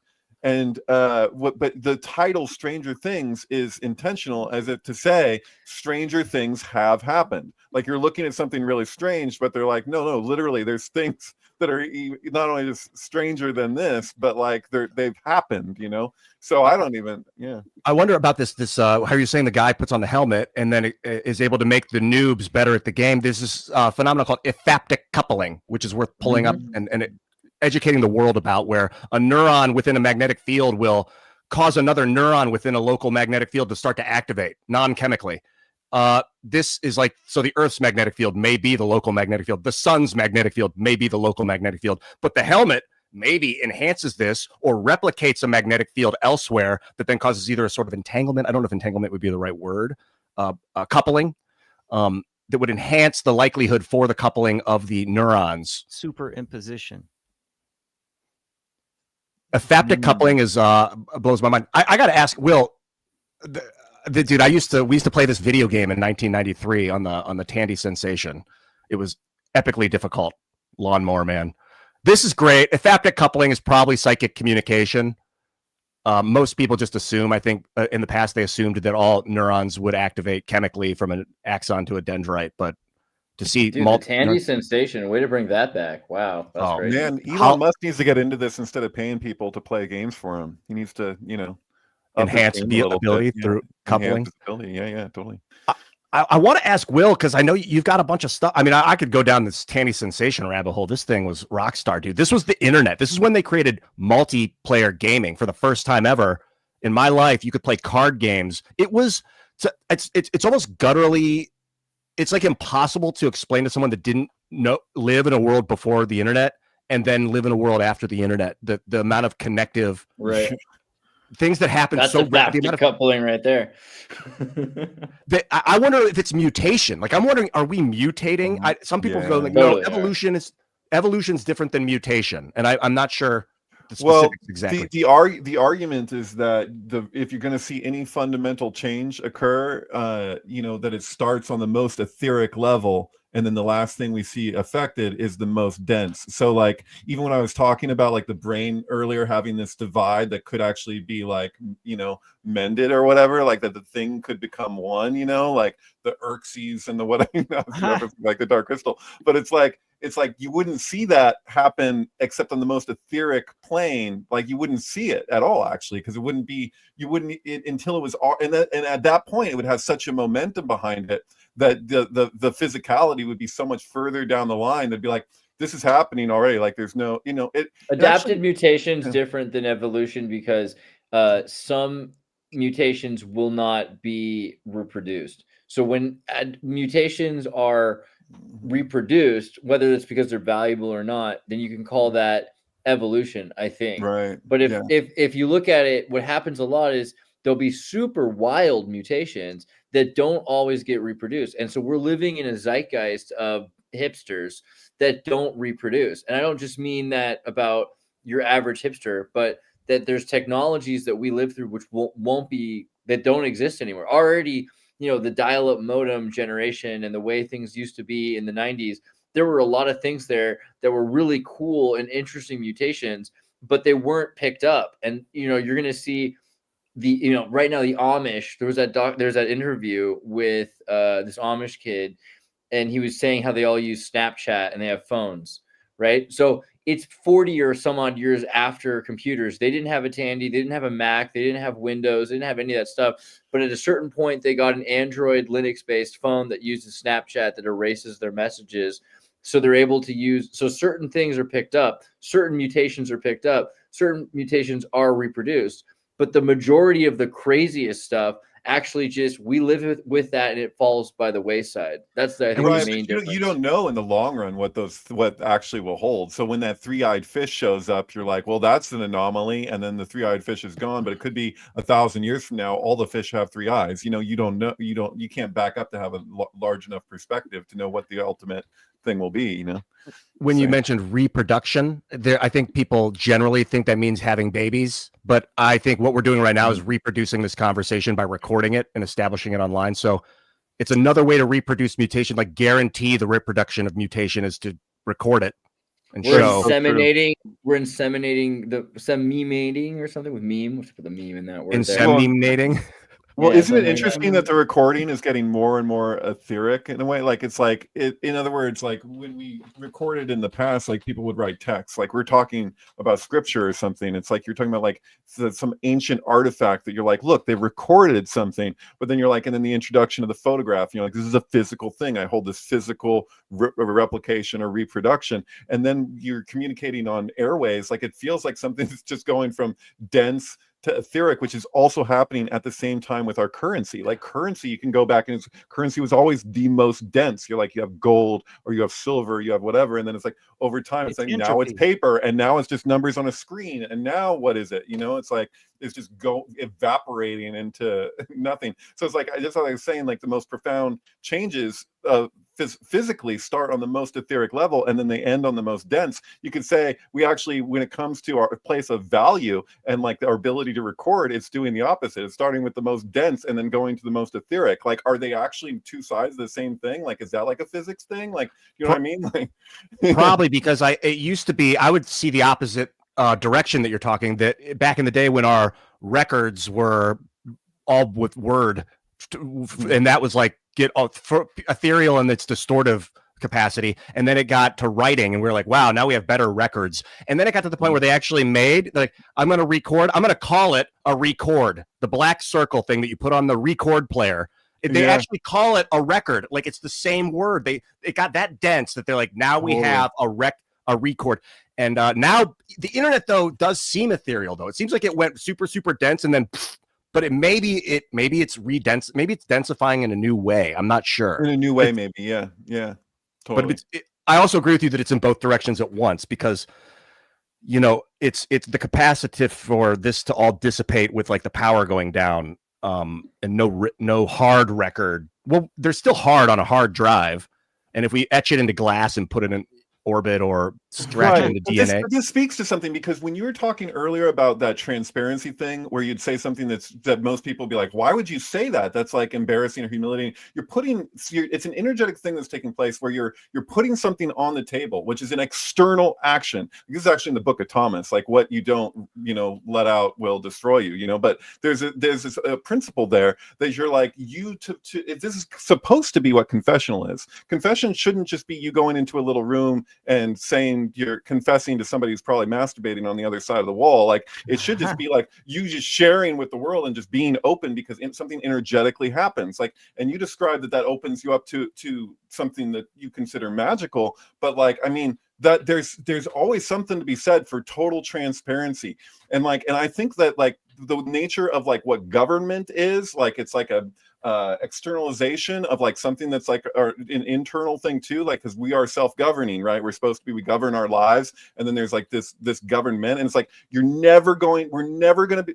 RFK emphasizes this, whatever. Anyone could say it because it should be so obvious. You're never going to regain any kind of trust with the people unless if you have total radical transparency from the powers that be, because we're just losing trust further and further and further and further of all of these regulatory agencies and all this stuff. But the same thing could be said on an individual level, that you can lose trust with yourself. I had like a year where I did like cocaine on the weekends, quite a while back. And like I reached a point where after about a year, like I hadn't really gotten any kind of like craving for that. And I was just like, oh yeah, no, it's all good, whatever. And there came a point where I caught myself lying to myself. And like literally, like, because I was getting like a fiendy or whatever for the thing, and I was like, and in that moment, I flashed to all these people I knew who I used to think were so cool, and then they turn into assholes, or they turn into idiots, and I was like, what happened to them? And I was like, possessed by demons, it in myself, and I was like, I thought that can't happen to me. I know I couldn't become an asshole. And then I was like, wait, as soon as I lie to myself, it's so much easier for me to lie to everybody else. I can lie to anybody if I lie to myself. And so it's like I had to like cut it off. I had to like nip it, because I was like, if I continue on this trajectory, I will become an asshole, because if I'm dishonest with myself, what else do I have? And so for you to be honest with the world and just like transparent and be like, there's this, this in what somebody might think is an embarrassing thing, it relieves you of the thing. You're like relieved. And like, that's why I say, like, I said it yesterday to people actually about the Charlie Kirk thing. I'm like, forgiveness isn't something you're really doing for other people. It's just like the most unselfish thing that you can do for yourself, because for you to forgive, it releases it. It doesn't mean that there's no accountability or anything like that. That's another matter. It's an energetic thing. It's like, am I holding tension against somebody else? And what is that actually doing to them? All it's doing is harming yourself. So it's like you want to release that. It's like it's a release. And so I actually said it on Twitter like early on. Like somebody was showing like a group of people like protesting outside the Charlie Kirk thing, and I just said, "Forgive them; they know not what they do." And then like 3 hours later, I saw that from Erica Kirk. Like she said the same thing, and I was like, "Well, it's the obvious thing." So of course, anybody who has eyes to see is probably going to end up saying that, because it's just like, look, like you, and it's just, it relates to all this stuff that we're talking about with physics. It's like they don't see what's right in front of them, they see something else. People were relating to the guy as a caricature projection of who he is, and then they're celebrating the demise of the actual person. Like, it's so insane. Yeah. It is the same as science. You want to forgive your past scientific discoveries. You want to let them, you want to say, okay, we were wrong, I forgive you and everything. Because after a tragedy, what you want to do is look forward immediately within the moment of it happening around you and to you and through you. You want to continue forward. The worst thing that can happen, well, maybe not the worst, but a bad thing that can happen is that you get stuck on the tragedy, and then it distorts and distracts. Like, you have to let it go through a sort of forgiveness. And that, I agree with you saying, like, just people paying for their sins, obviously the legal system, all that, but and I see it going through people right now. I see them struggling with forgiveness and like letting go of what has happened because they don't want it to happen again. And it's like, if I forgive it and let it go, then maybe it will be more likely to happen again. But I think energetically it won't. You just have to be super smart structurally, plan for, risk mitigation and things as your future tactic. Right. But people are becoming robots. Yeah. Acceptance doesn't mean to passively put up with something and do nothing about it. It means to recognize the futilities where they actually exist and work within your sphere of actual influence. For you to be angry with somebody and hold that tension, that's harming you.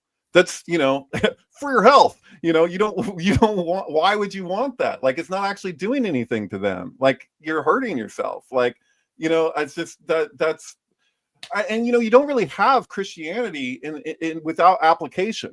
Like, if you have no place to apply it, and you're just like, if all is well, it's like, it's in the moments of tragedy or crisis that this has a place to have meaning. Like, without the application, what are we even talking about? It's become very fashionable for people to identify as Christians, and it's like, dude, what is the gospel? The gospel is love your enemies.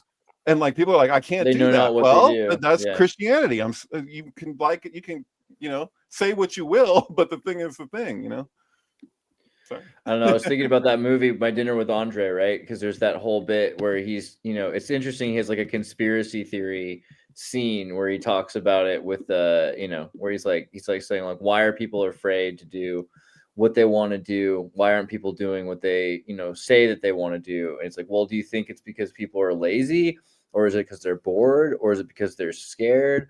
Or is it really because we're living in a totalitarian, authoritarian system that's designed to work around money, and it's self-perpetuating and unconscious form of brainwashing, that we're focusing more and more on our reactions and our impulses? People think that they want to leave New York City, but they don't really want to leave New York City. They've actually kind of built in New York is the model for the rest of the world, because open air prison for themselves. It's a concentration camp where we're our own prison guards, right? And he thinks he wants to leave. Because you're quoting the film almost verbatim. Not perfectly. I did just recently watch it, so Oh, is that what it is? Okay, I'm like, dude, it's like almost every line. I'm like, yeah, okay, gotcha. I mean, he's got this whole thing that he wants to leave New York City, but he can't leave New York City because even if he goes, where is he going to go? It's like the whole world's New York's become the model for the rest of the world, and everything's becoming basically the same thing. And so he says that there's going to eventually be, nexus points around the world. There'll be like places around the world where it'll be like the world will be in the dark ages again, but there will be little starlights that people can go to, and they can find nexus points where new models of real human thought can emerge again, and then we can maybe build our own new future from those places where people actually still have freedom of expression and new and free ideas. But generally speaking, it's almost dead because they've done everything they can to kill off that kind of creativity. And that maybe like the 1960s for them was like the last burst of human expression, right? That's just completely gone now, right? I don't know. I feel like that's kind of maybe true. It's scary because this is so long ago. He's talking about the 1960s. This movie's made in the 1980s, and it's like basically the model for the Joe Rogan show. Like every podcast ever is to say, "Is my dinner with Andre?" But it's the same conversation. So on one hand, it's terrifying because nothing has progressed any further than that, and we're seeing more and more people become automatons that just believe in whatever media is selling it. I've noticed this so much where you've got two classes of media, right? There's the media for the elite who don't have to work, and it's always like, how bad is the world? It's the worst it's ever been. It's actually, I know how much worse it is than that guy knows. You want to watch our channel because we know something that's even worse than they do. So you're going to want to prison planet, right? It's like, yeah, right. That's pretty bad. Yeah. But then, that's for people that can stay home and watch those shows. Like for other people that have to deliver Uber Eats to those people that are watching those shows, they have a whole different news show, which is saying, actually there's all kinds of solutions to this. You just have to wear 2 masks. You just have to get this shot. You just have to drive this kind of vehicle that's got this safety feature, but it's going to be fine for you to keep working. And it's interesting to see if you see both kinds of narratives that are being projected, because it's building that prison state, that concentration camp ideology, where we are our own prison guards, which is kind of what David Icke talked about. Well, yeah, it's a panopticon in a sense, but it's even worse than that, because a panopticon is where we're all watching each other. This is what we're doing, right? We're in a social media panopticon where you can't have any privacy. Ian doesn't even care. He just goes to the bathroom when he needs to go to the bathroom. He's like he's learned to just be himself, like while he's being watched, right? But a lot of people can't handle being watched all the time, and they have to be on their best behavior, and they have to hold it in, and it's killing them. It's like any rat in a maze that's being watched all the time lives a shorter lifespan because they can't have the freedom to be themselves. But that's beyond, we're beyond just a panopticon anymore. Social media is surely a system of control, but it's more like what David Icke was talking about 15 years ago when he said that the sheep are taught to believe, some sheep are taught to believe that they're sheepdogs, and some are taught to believe they're wolves, and some are taught to believe that they're farmers, and that way they can build a prison where the sheep actually are enforcing the imprisonment of the sheep, because some of the sheep don't even know they're sheep. So they think that they're in charge of the other sheep. I see. So that's like people that are a banker, they own a bank, or the bankers, like that's not their money. They think they're a banker when in fact it's on loan from the Federal Reserve. It doesn't have a picture of their face on the bills. Yeah, exactly. So are we, as you were saying that, it'll come back to me. Well, so earlier we talked about Steiner, and I was thinking about it. I think about this often when I think of you because of your Atlantis, thing that you've been working on for years, Ian. And, we talked about Rudolf Steiner saying this idea, basically, that there's an Akashic memory. So he said, Steiner suggests that the Atlanteans initially had a psychic image-based collective consciousness rooted in Akashic memory. And the destruction of the Atlantis civilization may have resulted from a cognitive shift towards analytical, individualized thinking, which destabilized their society. As few developed this new capacity at first, these individuals, seen as godlike, manipulated their still psychic majority, giving rise to hierarchies and divine rulership. Steiner traced the guru and the pharaoh worshipping cultures of India and Egypt to these psychic kings. This transition laid the foundation for later civilizations by introducing these imbalances, which humanity still grapples with today. And I think this is also related to the idea of post-flood, after Atlantis, the Babylonian tower, and the Babylonians making a name for themselves, something that David's brought up, right? Because in the Bible, it talks about how let us go and make a name for ourselves. And we use that to mean I'm going to become famous because people will know my name. But that might be deeper than that. It might be that we're making a symbol, we're making a sound that people will psychically, these are psychics who can intuit something. We're going to use that to install these memory-based symbolic logic on them. And so the more you think of language as symbolic programming, more and more people are programmed with this artificial intelligence of language, which we use against each other. And this is, I think, the biggest thing that I'm thinking about with Charlie Kirk this week is that all he did was try to communicate with people using words, and words are this logical system to interact with each other, which is not the way that we manipulate people most efficiently, right? I mean, I don't think it wasn't his goal to do that, but it should have been. And if he just tried to emotionally manipulate people the way media does, then he might not have been hurt like the way he was, because people are so scared of their misunderstanding of words, their own abstract understanding of words that come from their own experiences. If you just can manipulate people based on their experiences, then you avoid the same kind of suffering that happens when someone has their interpretation and their definition of love or God or right or justice, or, I mean, everything that's about racism or persecution or, equal rights. All of these things have to do with a person's experiences. And if you were suffering, if you had a broken home, if you had, any sort of problem, your definition for all of those, like, the idea of God, right? So many people use the idea of the perfect father for God. Well, a lot of people don't have a perfect father. I think those are the first people to be upset at the idea of a God who's a perfect father. People that don't, I mean, I don't get it, right? Like Charlie Kirk seems to have had a lot more in common with Socrates than he did Jesus. Like, he was a Christian, but like, I can equate him with Socrates really easily. Like, it feels like to say, oh, he's like Jesus. It's like, well, he definitely was impacted by the teachings of the gospel and like did his best to incorporate them into his life and understanding. But he was so hip to fallacies and the nature of debate. Like, he was a really good debater, to the point that I wasn't always even sure if he completely even agreed with his arguments, because it just reminded me so much of the type of debate that I'd seen from the debate teams growing up in high school. And so, but I see elements of Socrates all over the place. But with Socrates, like, people say with Jesus, they're like, oh, well, he could have been saved at any point. He could have called for help and the angels would have come down and helped him, which is kind of a mystical kind of take of how he could have gotten out of his situation, and he was silent in court until he had an outburst about what the Son of Man is going to do when he shows up, and we can argue about what the Son of Man is, if it's actually Vespasian, Caesar, and Titus Caesar. But point is,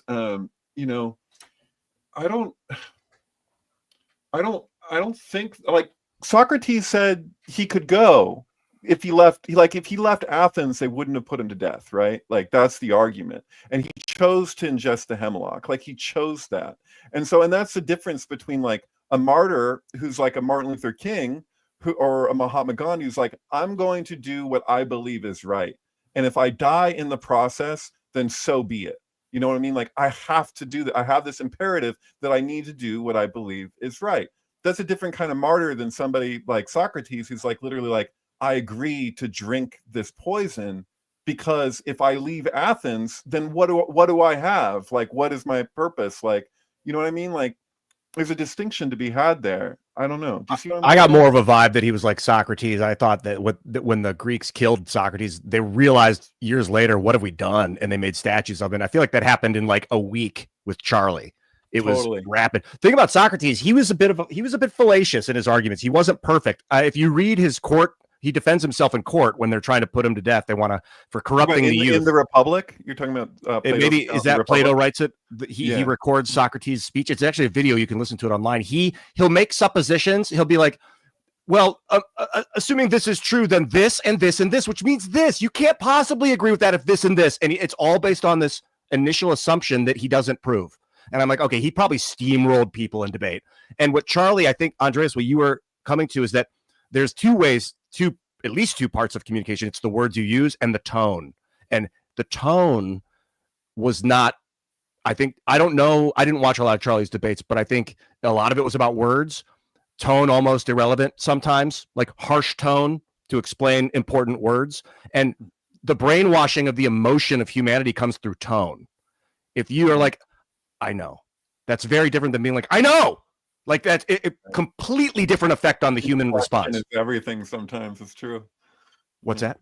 Inflection is everything sometimes. Oh, it's tone. That's why social media is such a most of the time, is because people don't even know when there's another inflection. You like communicate something and they think they know where you're coming from or what your position is. And you're like, well, I didn't, you know. That's text. It's a reversion to the ancient arts of writing letters and mailing letters.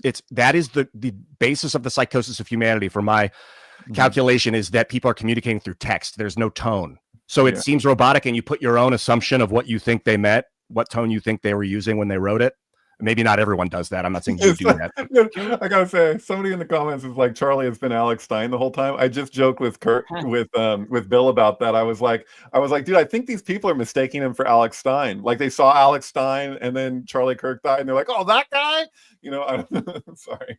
I wanted to go, Andreas, when you were talking about Atlantis and that maybe there was some sort of manipulation that happened that caused the downfall of humanity at the time. I wonder about that too, because first I'm thinking maybe they centralized authority, or maybe they actually, and then they started to centralize information and power in the middle with the argument of like, we can't give everyone nuclear weapons. Then one of these idiots will drop it on the ground and blow us all up. We have to consolidate this power. And then maybe that inevitably causes a fall. It's like the growth explosion into the tree grows and then it dies, drops the seeds and dies, and then it grows and drops the seeds and dies. Or maybe they could have found a better way of trusting humanity. But then I'm wondering also if it was tone manipulation, if they started to try to manipulate people through tone, through emotions, through feelings, music in a lot of ways is that, or is a form of it. And how were they doing like some subsonic psychic manipulation with like implosion machines? Because like Randall Carlson thinks that we're using explosive technology with like combustion. That's our main fuel supply. Our main propulsion supply is they were using implosion, where they were compressing so much that it would cause a vibration that they would utilize for a charge. And if they could do that and tap into conscious or inadvertently warped tone, I think it may have literally dropped the Earth's magnetic field on accident. And that's why all those comets from the Taurid meteor stream bombarded the planet at the time. No, Vera's hypothesis, right, is iridium, right? Which is, iridium is found in a layer.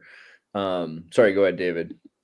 No, I was thinking I saw it first from Jay Coates, and then I realized this is a lot of people make this argument about Atlantis that, and maybe that I don't mean to downplay like Atlantis as a real place, because I'm open to anything. I believe, speaking of Plato, I think wasn't he one of the first people to talk about Atlantis? Yeah, and his ancestor Solon had gone to Egypt and spoken with the scribes, and they told him the story. Right. Okay. So there's this idea that Atlantis itself is like an allegory for that might as well have been a real place in the realm of like what we were talking about earlier about like a kind of this psychedelic psychic connectivity that people maybe at one time humanity had on the planet, that it was like we all could kind of like meet in this place that was like this network, and that the destruction of that, kind of like Rudolf Steiner too, like his description of like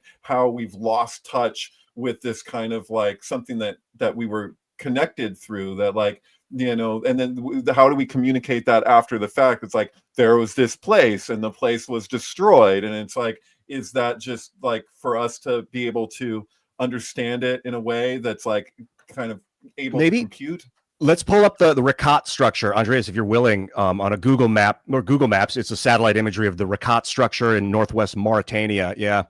And you can zoom in on it. I mean, if you pull up the Google Maps, literally you can look around this area and you see ancient riverways where all the farms were. You'll actually see look at that to the southwest. You see that looks dug out. Yeah, here we go. The Rakat structure. Northwest Mauritania, Africa, buried by sand. You can also see the striations. There it is. This is absolutely wonderful. Satellites, 1990s, we discovered these 3-ringed landmass. That's a plateau, and you see all those ancient riverways. Zoom in here. Zoom in again. Look. Keep zooming in on the left side, and then over the left side of the screen. Keep scroll left now. It's not this part, but over to the left. Yeah, go left more. See all these ancient riverways going down into what got buried by sand, and left a little bit more. You'll see. I want to ask you guys what you think this is. That right there. What is that? That looks man-made, like they carved out a moat and they had some people living on this thing. Wow. The dome. When you look through the amount of human the carvings in this area, if you search around some more, you can find what looks like a pathway up the mountain that was dug, and that maybe people would sail in from the North Atlantic and then dock and then take like ropes or pulleys up the mountain to the top, because it's all on the top of a giant plateau that wasn't buried by sand. Everything else around it was buried because look at it, a crater. What about it? Is this a crater, or is this called a dome? Is it coming out, or is it going in? It's going in, right? That from here is hard to tell. That may be a dome. What they think caused Atlantis to form, or what they think is the capital of Atlantis, which is that 3-ring, that initial thing you had, Andreas. We can go back to that.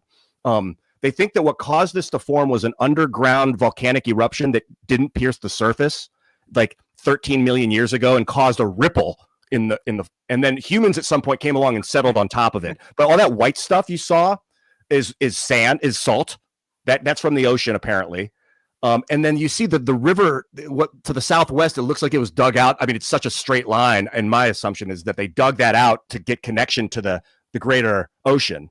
But then they lived in the center, and you can see like in the bottom left of the outer ring how white it is there.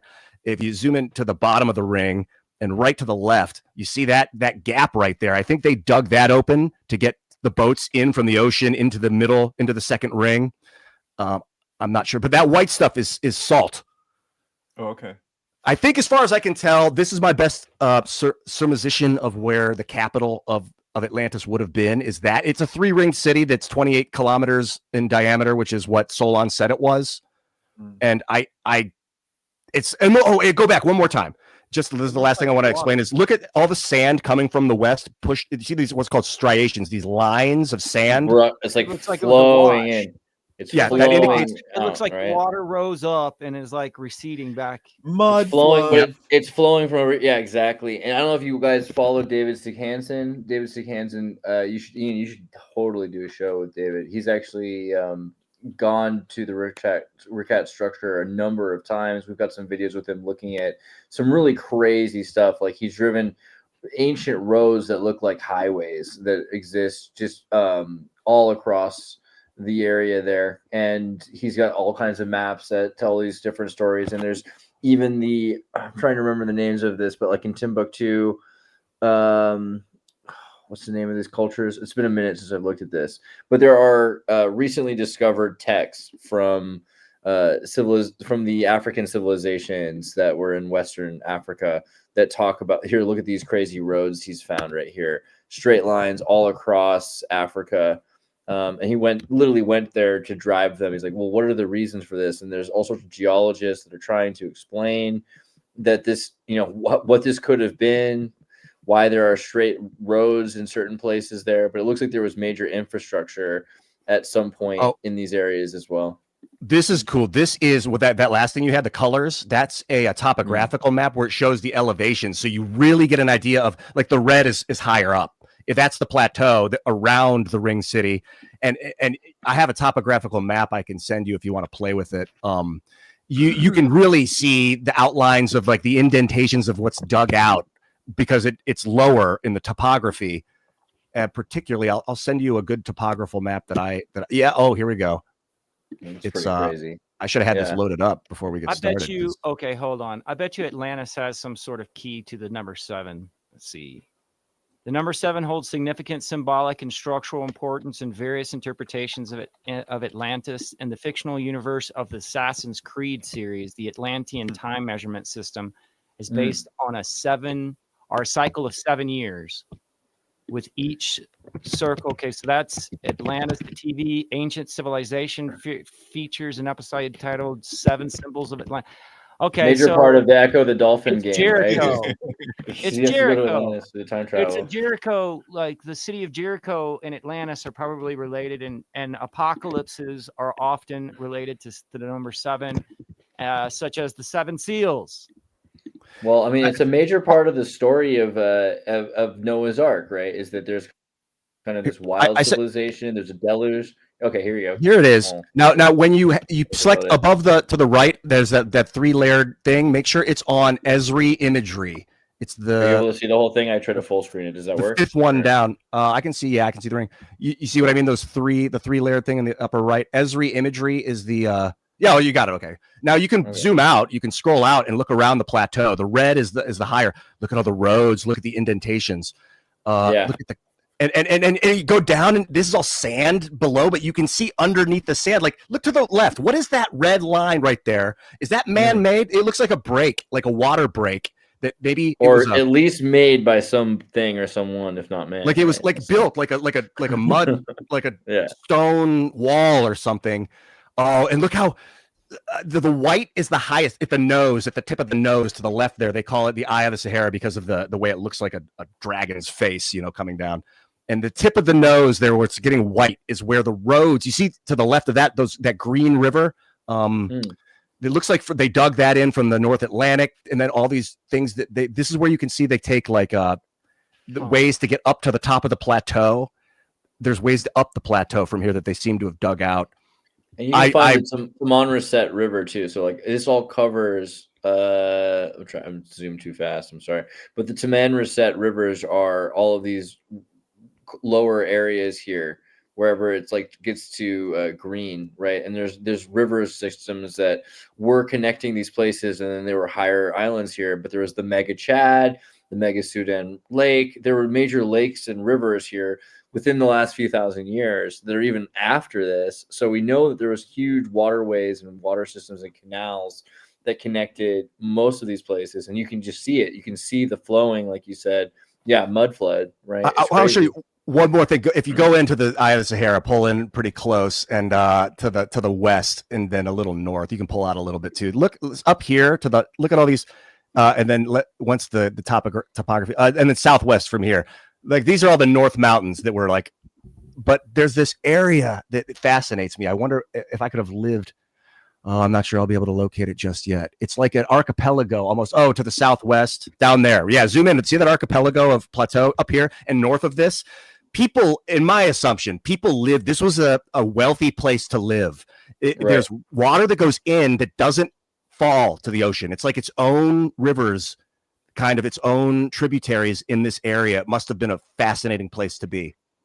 Right. Fresh water coming from Africa, pouring out. Yeah, this would have been like some of the lushest area. And that's what's crazy is that we think of Africa as this like desert, but it's actually pretty recently. There's desertification that they could reverse if they wanted to go about it. But what's great, it's just, is there a more mineral rich place on planet Don't move Earth? The scene yet.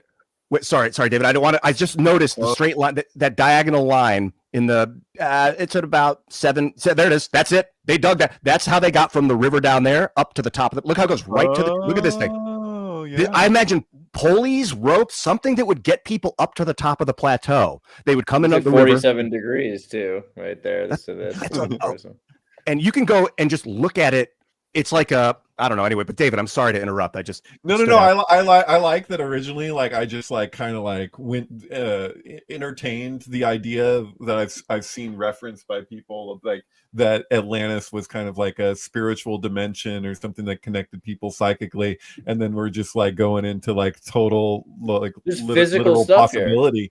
Here. It's totally this is physical place of and also the idea that people call it an island, and I think people say, oh, it was in the middle of the Atlantic Ocean and then it got destroyed that way. It's like, what do we know? Like if you're describing a moat, I can totally entertain like a cool like city structures. It's the reptilian conspiracy basically says that there's been like multiple. This is like the 7th reiteration of civilization that's destroyed over and over and over again.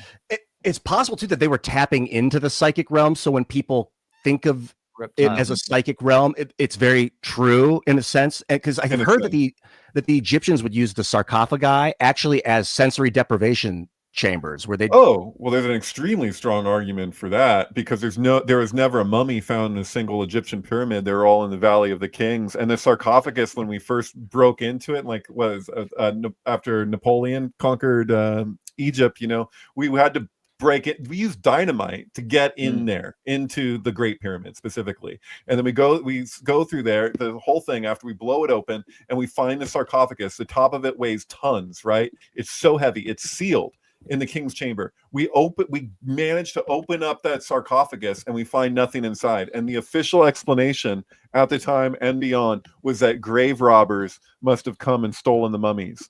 that because they couldn't conceive what is the function of this thing if it's empty.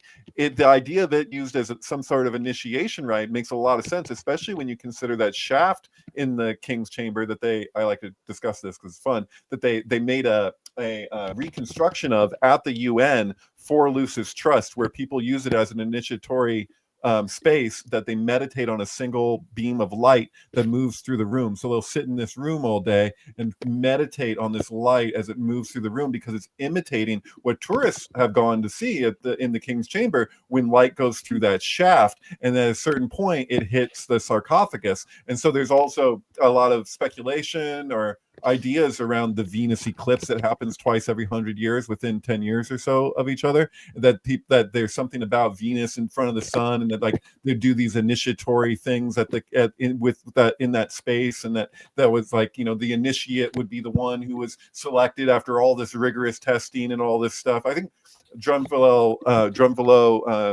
Melchizedek talks about that, but yeah, I don't know. It's interesting.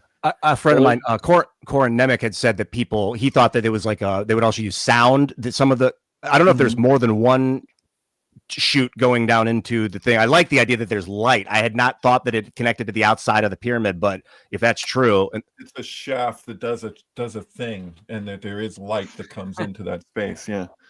And he had said that people would hum, like dudes would be in other areas of the pyramid, like through these tubes that would go into the room where they're like laying in a layer of, I don't know if they found salt in the binaural beats. They were. I just think it's beats would echo off the stone and solidify into the form of light bulbs. Right. I think it's interesting that, I mean, with the Noah's Ark and the Atlantis thing, like they're interestingly similar stories, right? Like they're both.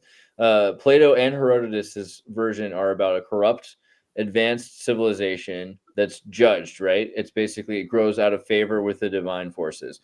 There's a cataclysmic flood that destroys both of them, and it's like a new epoch. In both circumstances, the old world and the old history is lost, and there's only a few survivors either way that come out of it. So it's also similar to the Epic of Gilgamesh. Gilgamesh has that sort of cube that's built to a certain specification that has to survive it. I was wondering, because of that movie, Noah, right? Because there's this movie that's kind of weird. It's a very weird Noah's Ark movie that doesn't, you know, it's not like any other, and it even has kind of the cube. It's the Transformers, bro. Yeah.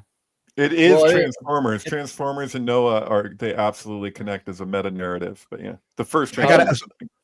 I'd ask you, Andreas. I told you I watched that Lex Fridman interview with Rick Spence, who was talking a lot about things, Nazis. But he talked about Moses and the story of Moses from the Egyptian perspective, which apparently there was one. It was a guy named Osarseph. I'm not sure if you guys are familiar with this. He was a leper amongst a leper colony in Egypt, and he was the priest, and he substantiated an uprising, and then the lepers revolted and started terrorizing, destroying Egypt.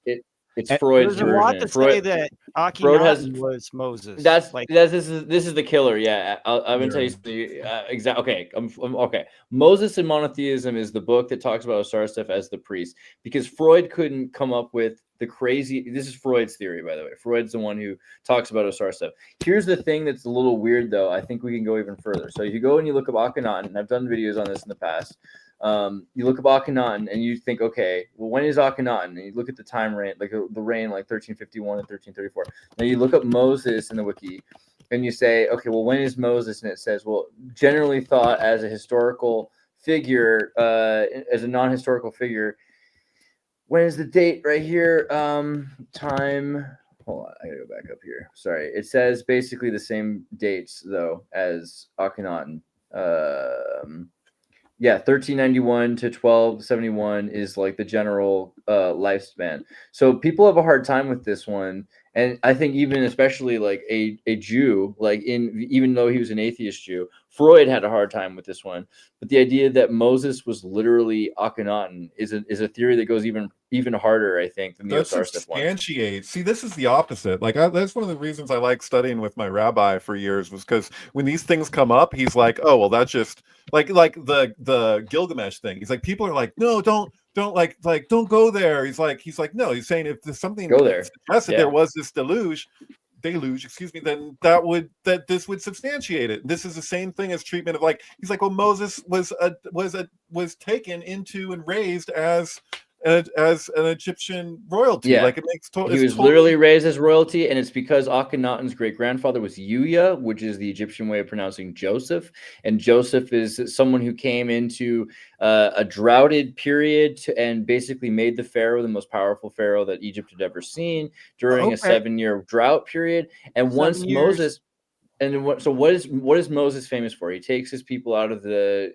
kingdom of Cairo and into the desert for 40 years. What is Akhenaten famous for? Well, he took his people out of Cairo and built a city called Amarna. For 40 years, they worshiped the son of God, Aten, right? So he created a new religion that was... There's something else. There's a connection here from Philip K. Dick.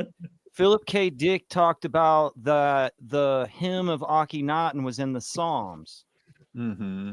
So right, and also the 10 Commandments are from the 42 Maxims of Ptah-hotep. Which is Right. funny because there's several commandment tablets that fall down and break. So there's one, remember, there's actually more tablets if you look at the 42 Maxims from Ptah-hotep. In the story from the Egyptian side, they said that there was the uprising of the leper colony led by this priest who could have been the pharaoh. Now I'm seeing, but then that the pharaoh came back to Egypt to expel him, and I'm like, why was the pharaoh not in Egypt? Because this other guy was the pharaoh at the time.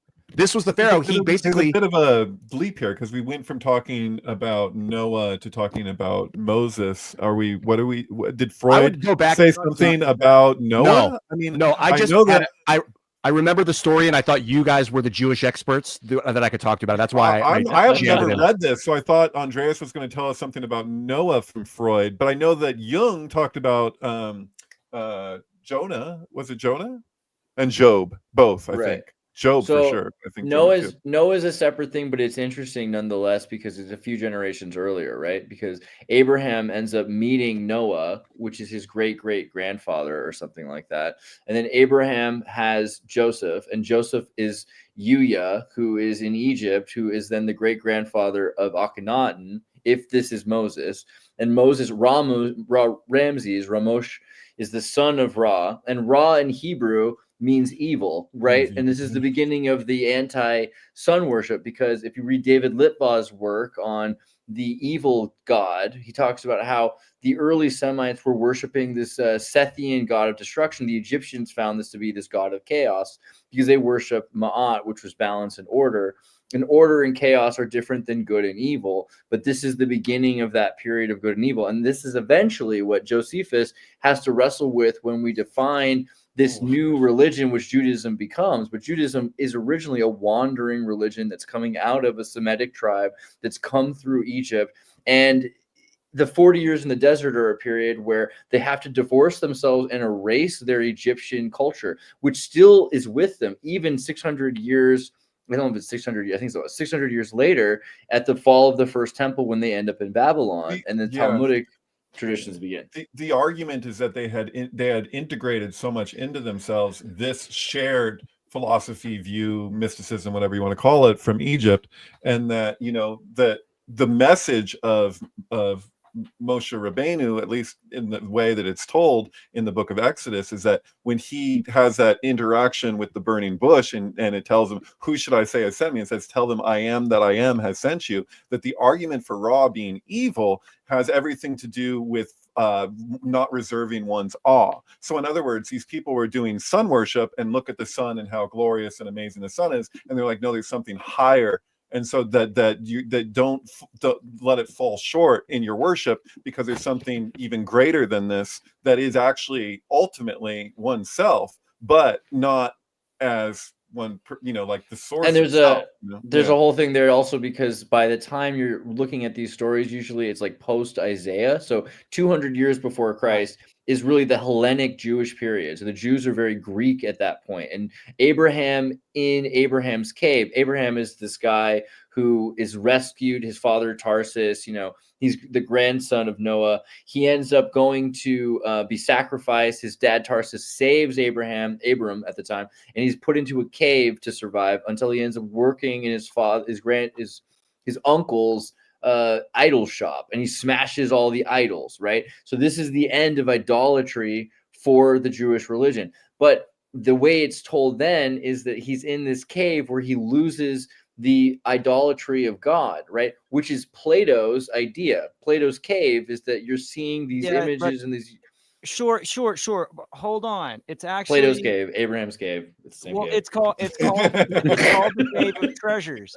It's important because we've kind of been bouncing around it the whole time. It's called the Cave of Treasures, and it's also considered to be the place beyond the stairs where Moses sees the feminine aspect of God on the mountain. The Oracle of Delphi too. Right. Yeah. But and the Cave of Treasures might be in Upper Mesopotamia, 600 C, 300 D, the apocryphal pseudo epigraphical, blah, blah, blah. This is the Cave of Treasures, the conflict of Adam and Eve and Satan. That Adam and Eve lived in, which is right. Yeah. Important. And there's a lot. And you also have to understand that Plato's Republic is within the Nag Hammadi and the Dead Sea Scrolls. It was considered to be a religious text. But if you go back far enough, though, you have to remember that the burning bush is probably from Zoroastrianism, is all I was trying to say, is that the Jews originally, before they were super into Greek stuff, and just even the Greeks got a lot of their ideas from the Persians originally, that the Hebrews got a lot of their ideas from the Persians originally. And so Zoroastrianism. I don't know if I like the idea. I mean, because you're saying that they lifted or counterfeited the ideas. What are all the ideas? Well, hold on. It might be your way of looking at things. It might, even if you're interacting with an objective, talking about the definition of terms here, like you're saying that they built their part from other people's things. What if there's more of a deep-rooted source between them? It's like Noah. I'm saying I agree with you on both of those. I think it's both ways. I think that people have ways of looking at things, and that the interesting thing about the Jewish migration is they're going through all of these schools, and they're not just in the low slave state of building pyramids. They're actually interacting with the priests of all of these cultures and the mathematicians and everyone else. I mean, this is what,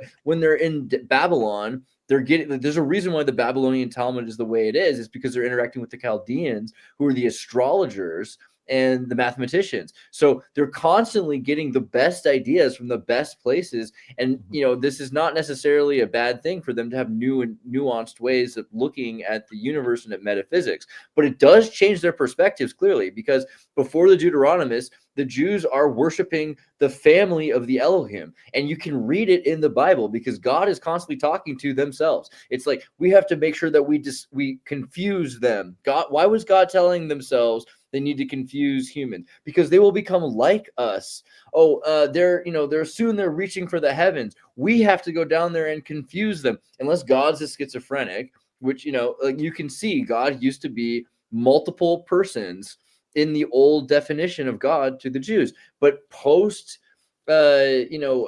Sumerian, post-Canaanite, post-Persian perspectives, the Greek perspective, it becomes this sort of, first henotheistic idea. And that's the thing about Akhenaten, is Akhenaten's not saying that there is only one God.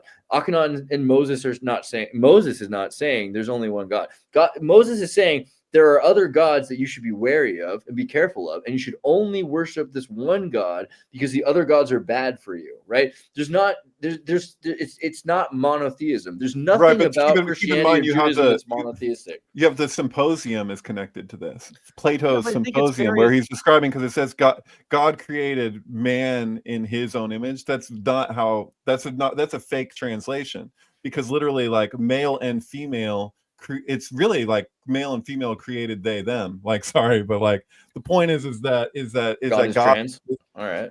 Well, I would argue that what is happening right now, I said it before, I'll say it again, that what we're seeing with the trans ideological stuff is that instead of addressing a reconciliation of duality on a etheric level, as is pointed to in this religion, they're then looking to project that into the external world as an actual aversion to acknowledging the end of duality within themselves, or addressing like the non-dual nature of existence. So you can see examples of that when people say, I'm non-binary, I identify as non-binary. You're like, everything is non-binary ultimately. Like, that's the ultimate nature of reality.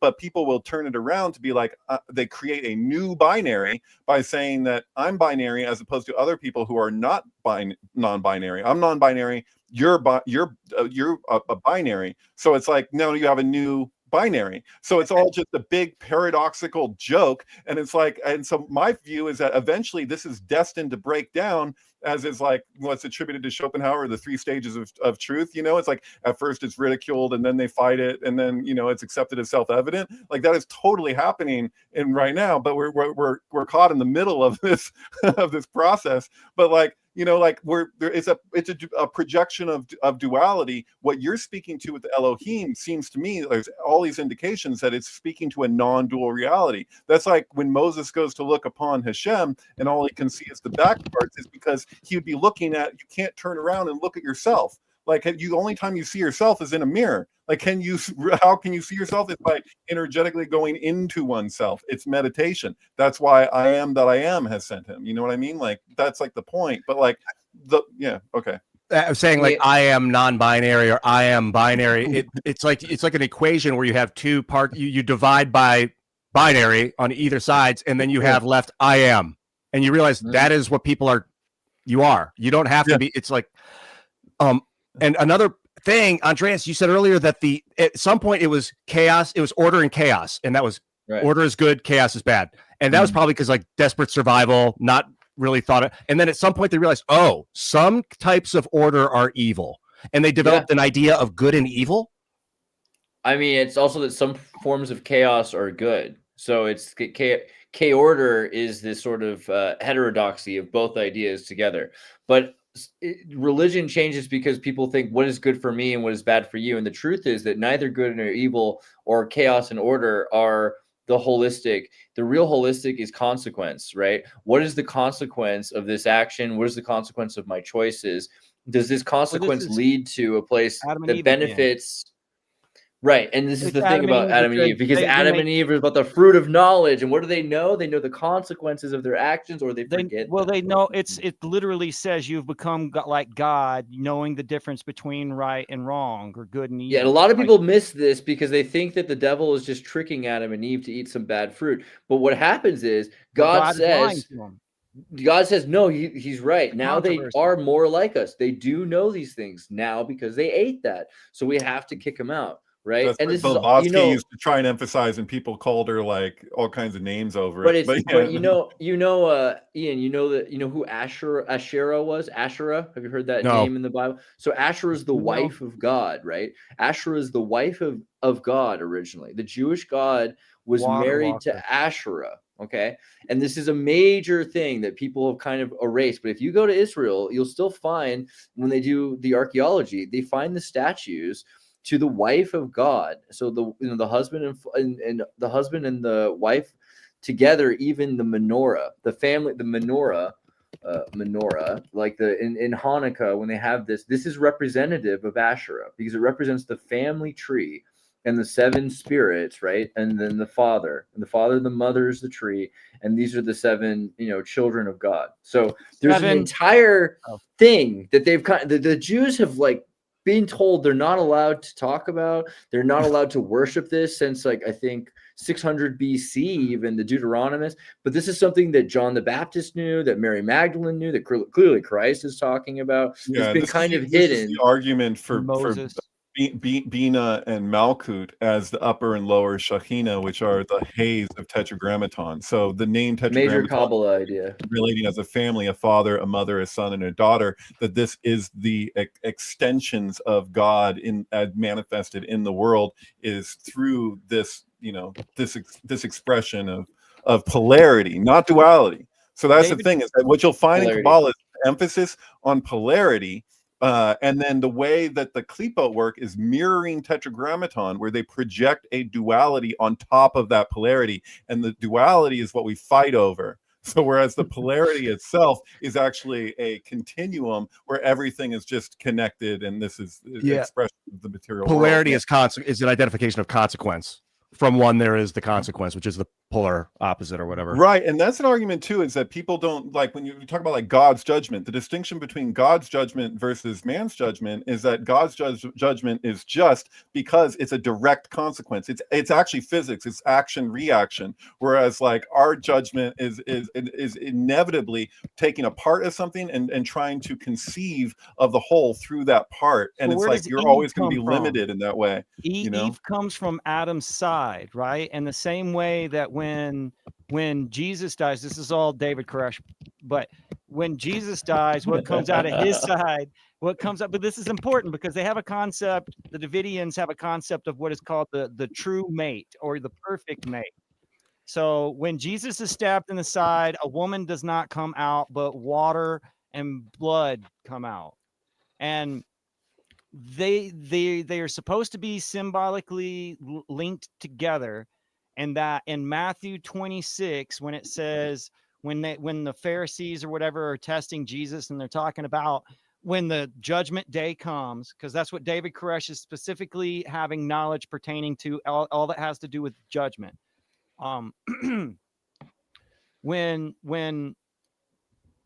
Okay, so there, when in Matthew 26 it talks about what woman or what brother would this woman who's married like seven brothers, who will she be with on Judgment Day?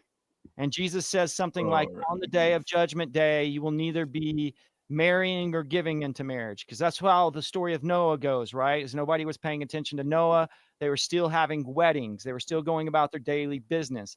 And that's like, no matter like, you know, Charlie Kirk dies, or if 9/11 happens, the next day somebody's having a wedding, right? And then that's right.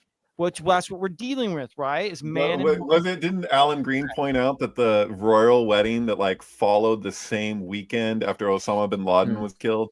Like right. That's yeah. Okay. So there's like this idea, the whole thing, the whole concept, basically what they again, this is coming from Koresh, is what they're saying is that in the day of judgment, another version of you is pulled out. I think I'm mistaken, actually. I don't think that was a wedding. That was another royal event. I think I'm full of it. But yeah, no, sorry. You become like the angels are, and the angels have sexes. Like there's seraphim and cherubim or whatever. One is supposed to be female and one is male. They're male and female, but there's supposed to be another distinction between angels. That is basically your perfect mate. And this goes back to the Leviathan and all of that, because the Leviathan doesn't have a mate. There's all of this stuff. There's all of this like symbolic reverence to pay attention to the sexes being joined again. You know, I have a question. Is it a coincidence that Eve is the first two letters of her name is evil? Is that? I don't think that there's an etymological connection, but I think that there's definitely a synchronistic connection to be had. Like a patriarchal. Judas's the first part of Judas's name is Jew. I mean, J-U. Yeah, I wonder about. He's always shown. Judas was always shown with a Roman nose, and that's where you get like in Freemason, like that's why his main bad guys are like Jubilee, or whatever. It's anti-Semitism. And then my other question is with God having a wife. And that you were saying they don't talk about it a lot. Does that indicate? Did it indicate to Moses or Jesus or the people of the time that meant God was a human and they knew it was a guy, or had the stories been passed down thus that people thought, oh no, it actually wasn't? Been changed. It is not telephone. There is throughout history people changing what the scripture said. That's why we have the whole Protestant movement. Is because the Catholic Church had buttoned down what the actual scripture said. Well, the Greeks too, right? Like the Trinity is literally Pythagorean theorem, right? A squared plus B squared equals C squared. The idea of the Trinity is literally the worship of the triangle. There's nothing in the Bible. There's nothing in the Old Testament. There's like even the Kabbalah, which is very nuanced and mystical, is not about the triangle worship. It's not really about the Trinity. I mean, I guess I can see how it's like a three-part, but no. But this is important. I agree with you, because the thing with Zohar is that and Sefer Yetzirah, there is no drawings, there is no diagram in the sense of like a depiction of the tree. So every time you see it depicted, this is down the line, because literally they're describing something that's in motion. First of all, it's twisting You know what I mean? It's like, I think the closest depiction as how it's described that I've actually seen comes from Nassim Haramein when he was showing, I don't think he's maybe entirely responsible, he may have done his own version, where when you look at the solar system, and instead of seeing what like I was raised with in school, where they have these circles and they lay these planets and everything's kind of on this disc, they literally, like, you can, if you look at those bodies like twisting through space and the way that the different planets relate to each other in different ways, like our relationship with Venus, it's like it's different, it's unusual, like we have these relationships. That's the way that the Zohar describes the Sephiroth, is these points of where these energetic points where everything kind of like comes together with these pathways. Right. But it's not like treat this in any linear way is just not what's being described. But there are some important things, like, so for instance, when you talk about whether God was a man, so man is in the image of God, and that is something that it can't be ignored. But also, God is not God in the Old Testament. God is the Elohim, and the Elohim is plural. God created man in God's own image. First of all, it's not he. Like that's a translation. Even just text that we have, that's not what's happening. But created humanity, male and female. The Adamu. In its own image. But the thing is that we assume when we look at that man is then the way we perceive ourselves as such is what God is. But this is the question. This is why, forgive them, Father, they know not what they do. Sorry, jumping ahead 2,000 years, or 2,000 years ago. But the point is that, are we perceiving ourselves as we are? So, like, are we stardust and golden, or are we this, like we are Cain and Abel? It's Yoda, Jacob wrestles with Eloi. So Jacob wrestles with El Elyon, the male archetype of God, right? And God, there are multiple Elohim because it's like the Anunnaki. So the Elohim are talking to each other. There's the wife of God, there's the father, there's the husband, there's also El Shaddai, which is the destroyer of God. Then there's the children of God. Then there's the begotten children of God, which is the Ben Adam. Just as easily argue that these, in the cosmology, that these are all aspects of one beingness. Then we're all aspects of God, sure. Well, yes, of course. But the Greeks got this too. If Jacob's wrestling with God, with an angel, but it literally says there was nothing on the planet in multiple places, not just in Genesis, but also in like 2 Peter and stuff like that. Like it says that it was covered in water. The land was separated from the water, and then we're put there. But it makes it say that they control our science. They control we are inside of their mind. Like they know our thoughts. Totally. They know what we think. They know what we do. And then in multiple religions, especially in the Abrahamic ones, like in Islam has like a book of deeds, right? There's always this book that has whatever we think and whatever we've done written in it. So it's like we are the story of a character, but somebody is completely controlling every aspect of our reality. Like, well, then you're talking about the determinism versus free will. But there's also at the top of Athens where it says "Know thyself." The way that's interpreted is that they're saying you have all these gods, but all these gods are aspects of your own self, and then to know thyself is like, all of these are under that umbrella, right? They all exist within this one whole. So like you find that in almost like all these ancient mysticisms where they're like all these different gods, these are archetypes that are all aspects of one fucking thing. Yeah. I wonder if the aristocracy of Greece at the time of Athens the people at the top knew these are aspects of me. I'm me. But the plebs were told they're real. Yeah. In fact, there's an argument for that. I think that there's actual evidence for that. But that's exactly what was going on. What is you mentioned Adam? It's a little bit of a recourse to back in the day, like 10 minutes ago. What's Adam? Is that, it represents Adam from the Bible? If you're just to say the Adam from the Old Testament, like we say Adam and we say Eve, but like that's not the Hebrew. So like, and father and mother, Abba and Ima is like, that's the creation. So when he's talking, Andreas is relating to this goddess that you're saying that we have statues, we have graven images of, and you're saying this is the wife of God. It's a little misleading, because yes, that's true, and people did that, but almost just like what you said with the Greeks, you know, there's orders of people's way of relating to this. You see the same thing in Freemasonry today, where they'll tell you what something means at one level, and then at another level they have a different communication. Yeah. But this, yeah.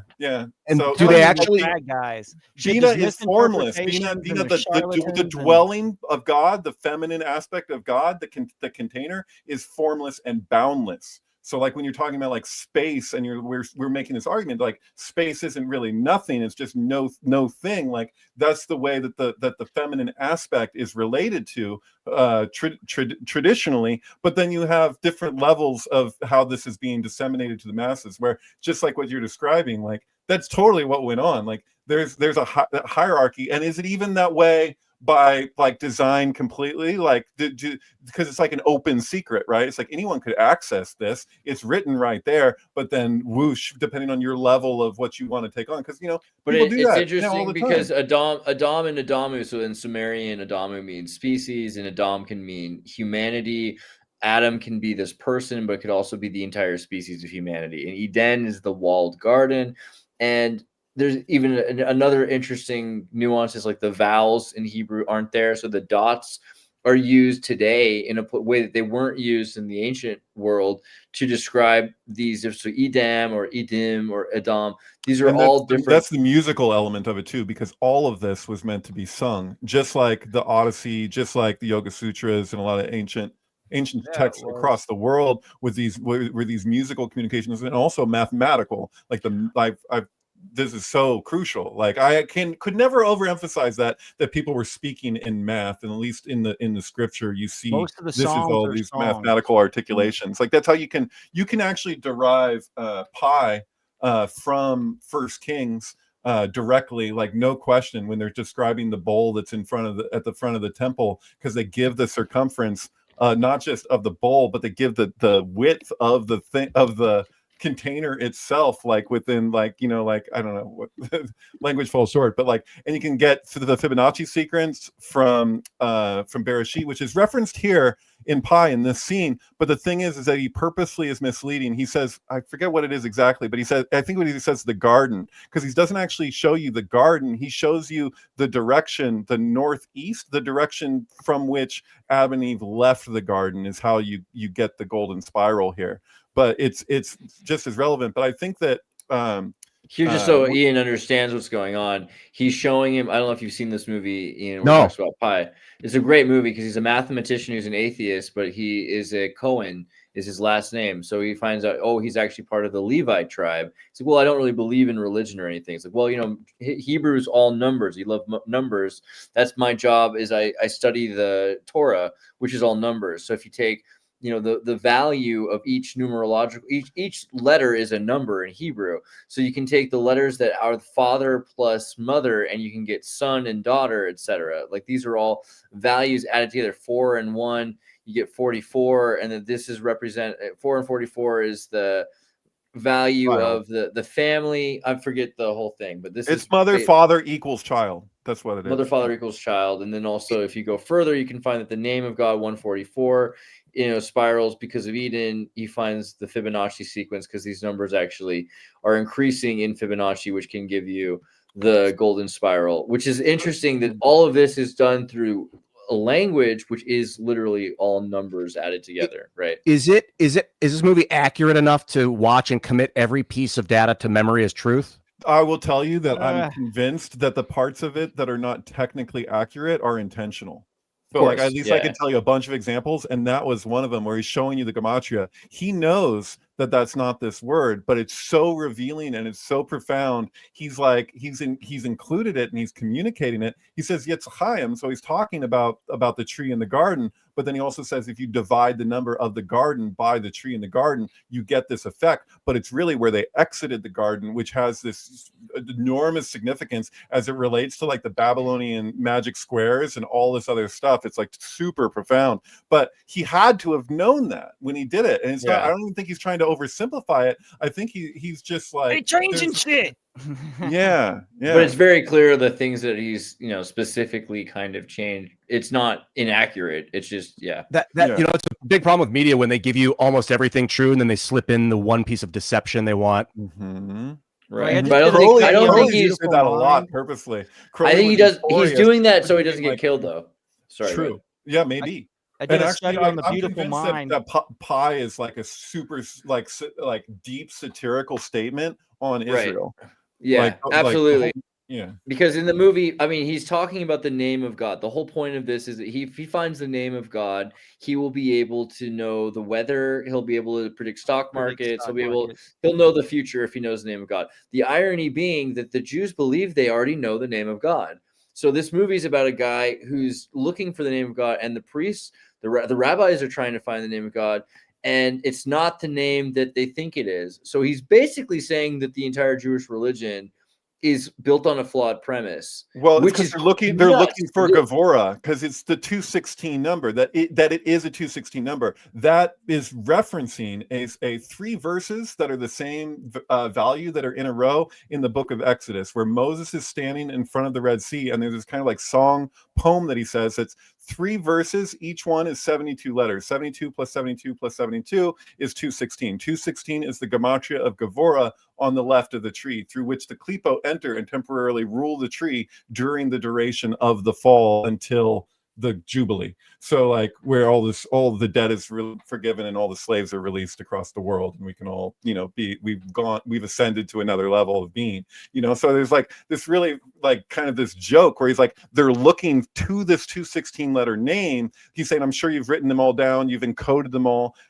You've intoned them all, haven't you? He's like, what has it gotten you? Nothing. It's not the number, it's the meaning, it's the syntax, it's what's between the numbers. So he's saying that it's in the space. So he's literally pointing at the Shekhinah, the stone that the builders rejected, being like the space itself is where the answer is. But you're not interested in the space, you're interested in the judgment, you're interested in the war. So that's like yeah. It's like, it depends on, did you get 72 by taking 70 plus 2, or did you get there by adding 36 plus 36? And depending on how you get to the final judgment is more important, is what you're saying? Well, what it is that you have 2 pillars. On one pillar on the left, you have Gevurah, which is severity or judgment, depending if it's our judgment or God's judgment, right? Sweet or bitter judgments. And then on the other side, you have Chesed, whose value is 72.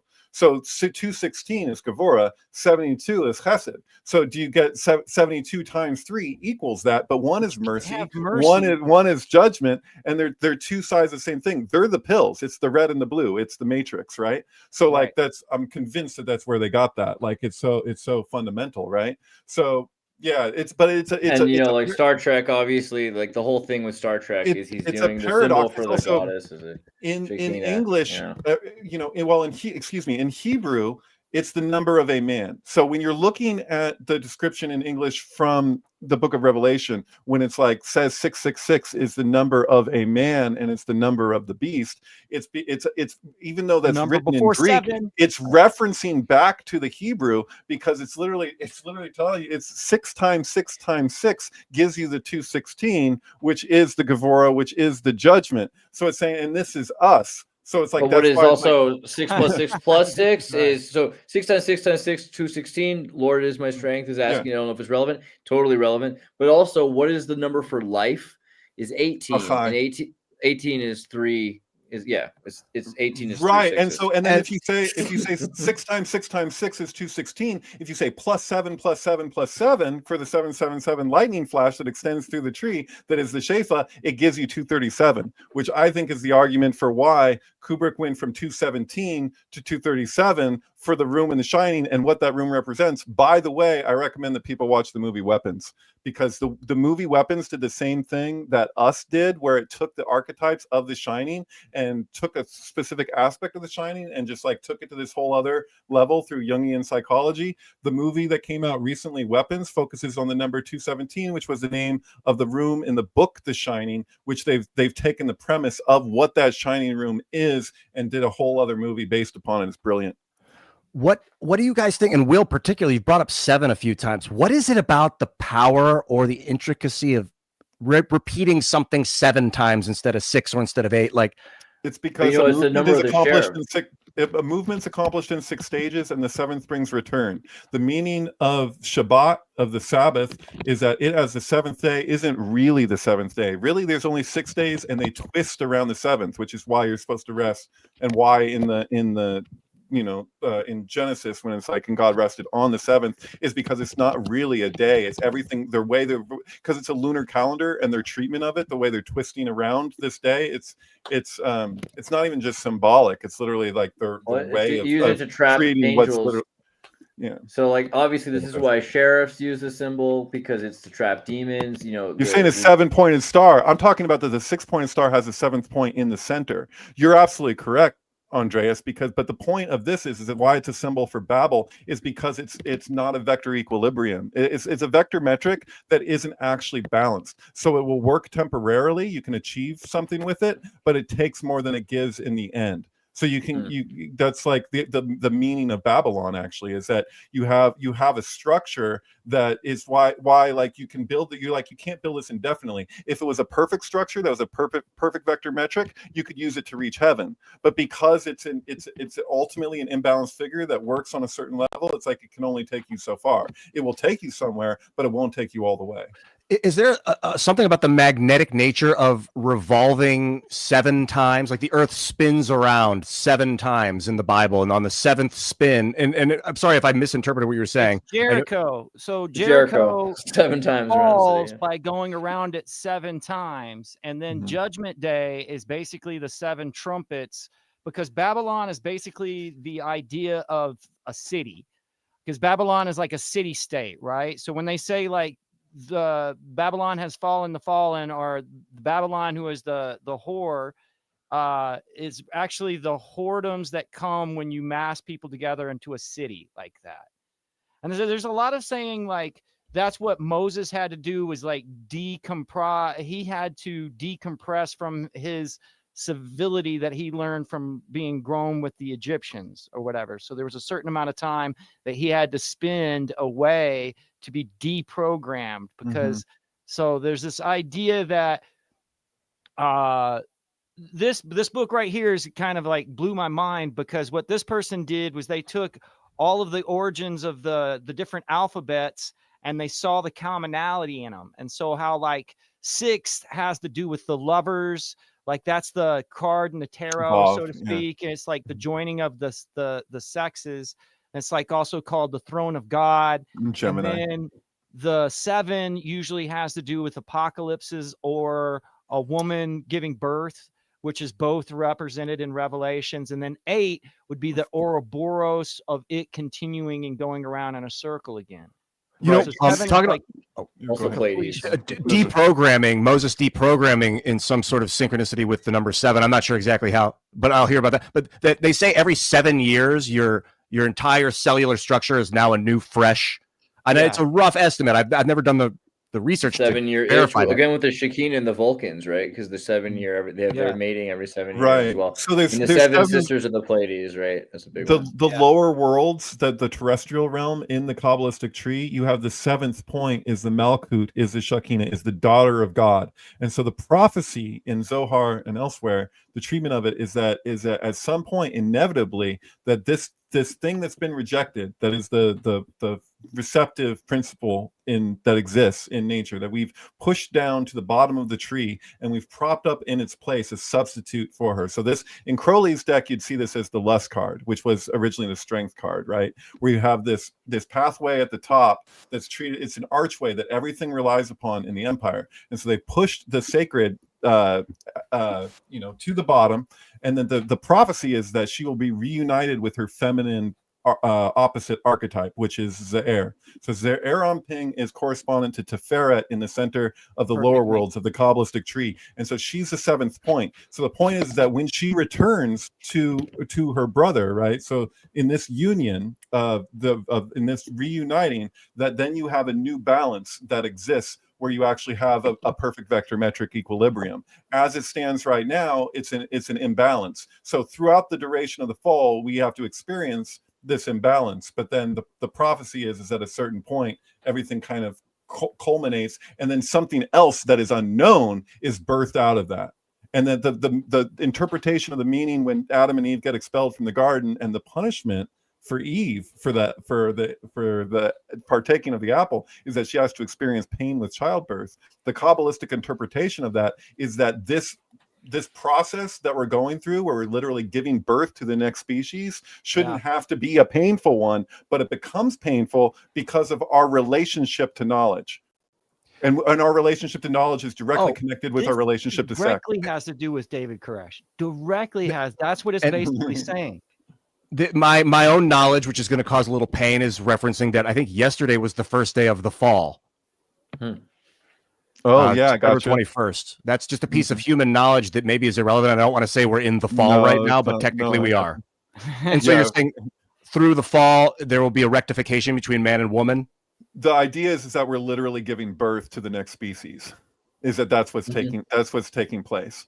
And so, and that whatever it is evolutionarily that we're pushing out, we can't necessarily know. We can infer like what that will be based on our own troubleshooting, us seeing what our limitations are. Let us know where we fall short, was what senses will develop to continue that will rectify. I should clarify. Today is the first day of the fall. Oh, the fall has begun. Yeah. It's the 7 root races, right? So Madame Blavatsky, who is a major inspiration, I would say, besides John Edmondson, to Darwin, and even the idea of humans being multiple, like even the multiples at the time when everyone thought that humans came from different, like each race came from a different hominid or something. She was saying, no, actually, we're all one human race, but there's multiple races. There's the fire, air, water, earth, and ether race that have emerged, and we're heading into the ether race, which is the 5th race, and then there shall be a 6th and then a 7th, like the future races. Align with the ending of the age of Aquarius, I think in 2230 or something. And and so she thought that sometime between the beginning and the end of the age of Aquarius, somewhere in Southern California or Baja, Mexico, that there would begin this new root race that would emerge, right? Like this future race would emerge. And, these words, we have these weird ideas of them. Like the Lemurian is those of the Mu, which might have been, in anywhere in Polynesia or Indonesia where Graham Hancock wherever the lemurs go. And then the Atlantean race, which is the precursor from the deluge, and then we're living in the noble race, and then Aryan means noble race, right? I meant to say we're in the age of Pisces, and it's going to end in what years is I don't know. We're coming up on the age of Aquarius. It's about to begin. Right. Expected to begin around 2150. Yeah, but the thing is also how big things are, that it might be this eclipsing period for multiple generations as it emerges, right? Right. Like if you're talking about the Gunas, like those ages, those are long, crazy long. So I think that's the idea when they're speaking to the evolutionary process, like you're looking at a much wider scope than just like, our treatment of that. We're going from this sign to this sign, like I don't think the Gunas were relating to signs, Did they say the age of Pisces began with Jesus and that's why the fish represents Jesus? It's associated. Yeah, I've heard that. People argue that, but the fish and Jesus is tricky one. Was it because people go ahead. Had they mastered fishing? I don't. So what's interesting about the ichthys? So we associate the ichthys with the fish symbol, but the fish symbol might also come from Hellenism. The original ichthys symbol was actually this wheel. You take the I, the X, the O, the Y, the E, right, and you create this single sigil which combines all of them together, which is the Dharma Chakra wheel. If you've ever seen the Dharma Chakra wheel, it's exactly the same symbol that was famous for Christianity originally. And it became more famous to use this fish symbol to represent the ichthys later, but it wasn't originally the fish. Did I say Gunas? I think I meant Yugas, but yeah, sorry. It looks like that's what the people on the boat would use to sail. This is looks like the helm. Totally.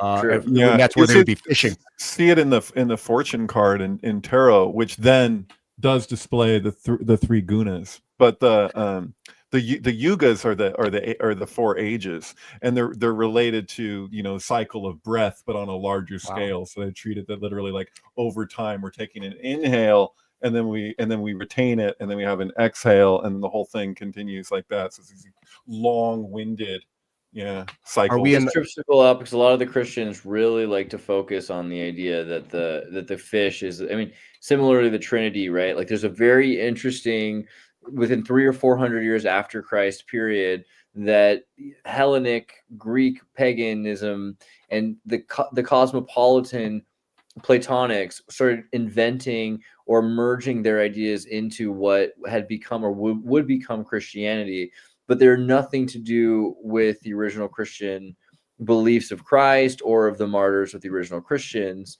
And so I think it's interesting. I wonder what Jesus would think if he were to see like the sequel of his life as a, you know what I mean? It's like the Star Wars movies. Like it's so obscured from what the original beliefs were.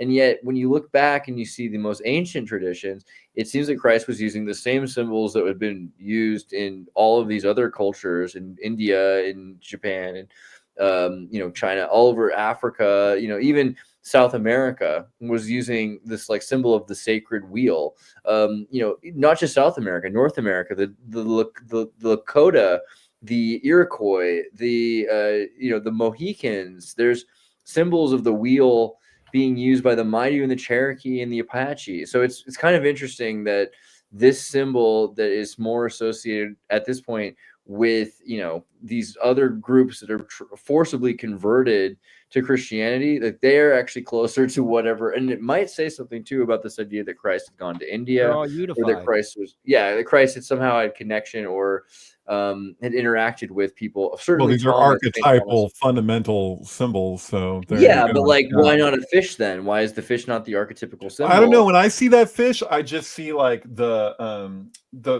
petal of the you know, the Vesca Pisces that are going around. Like it's like, because you have those 2 little lines, like it looks like that extend past. It looks like it's just like an indicator that this keeps going, because if you keep going from there, that becomes the seed of life or the flower of life by extension.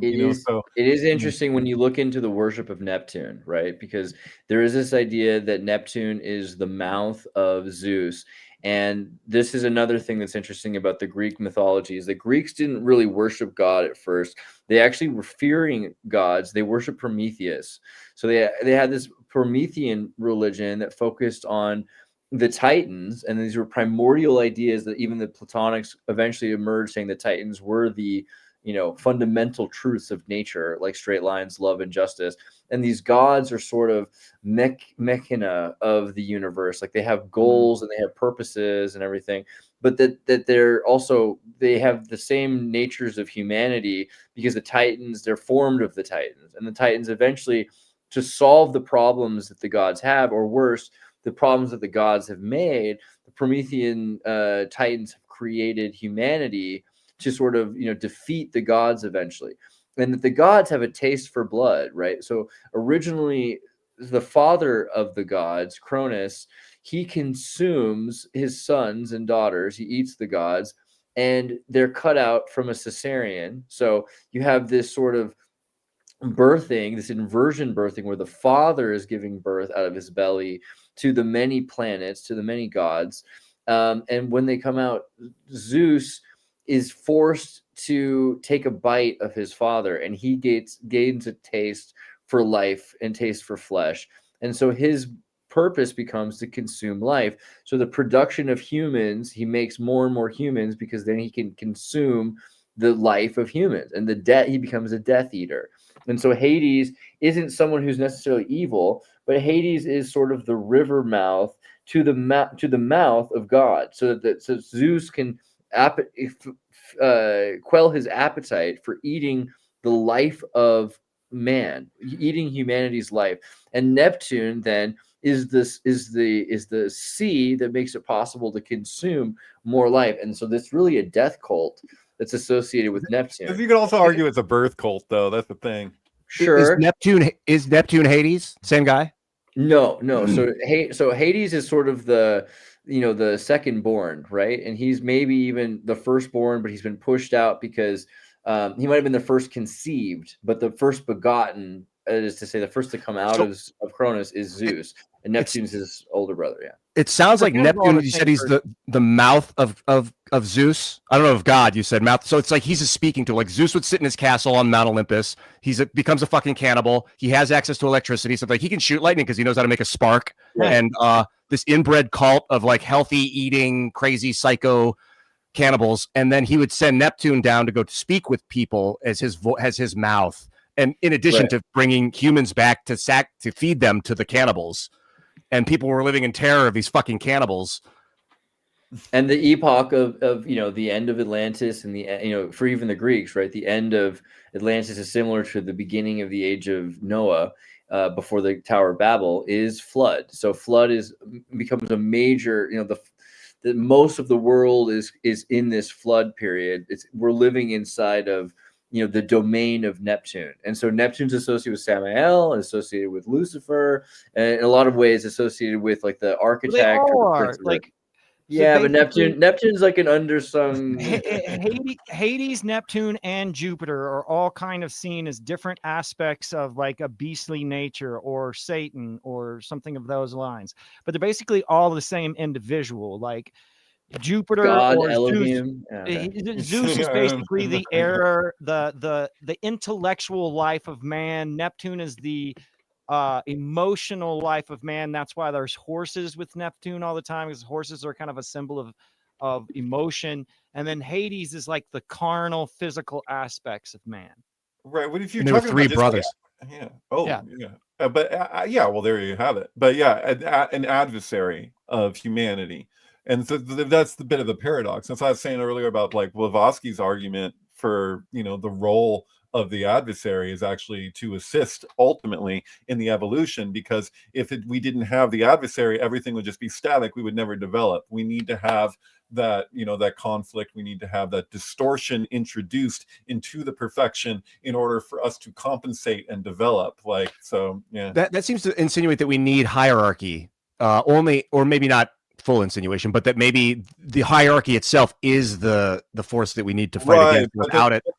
But that relies upon the illusion that when we say, like, when Crowley says, do what thou wilt, but love is the law, love under will.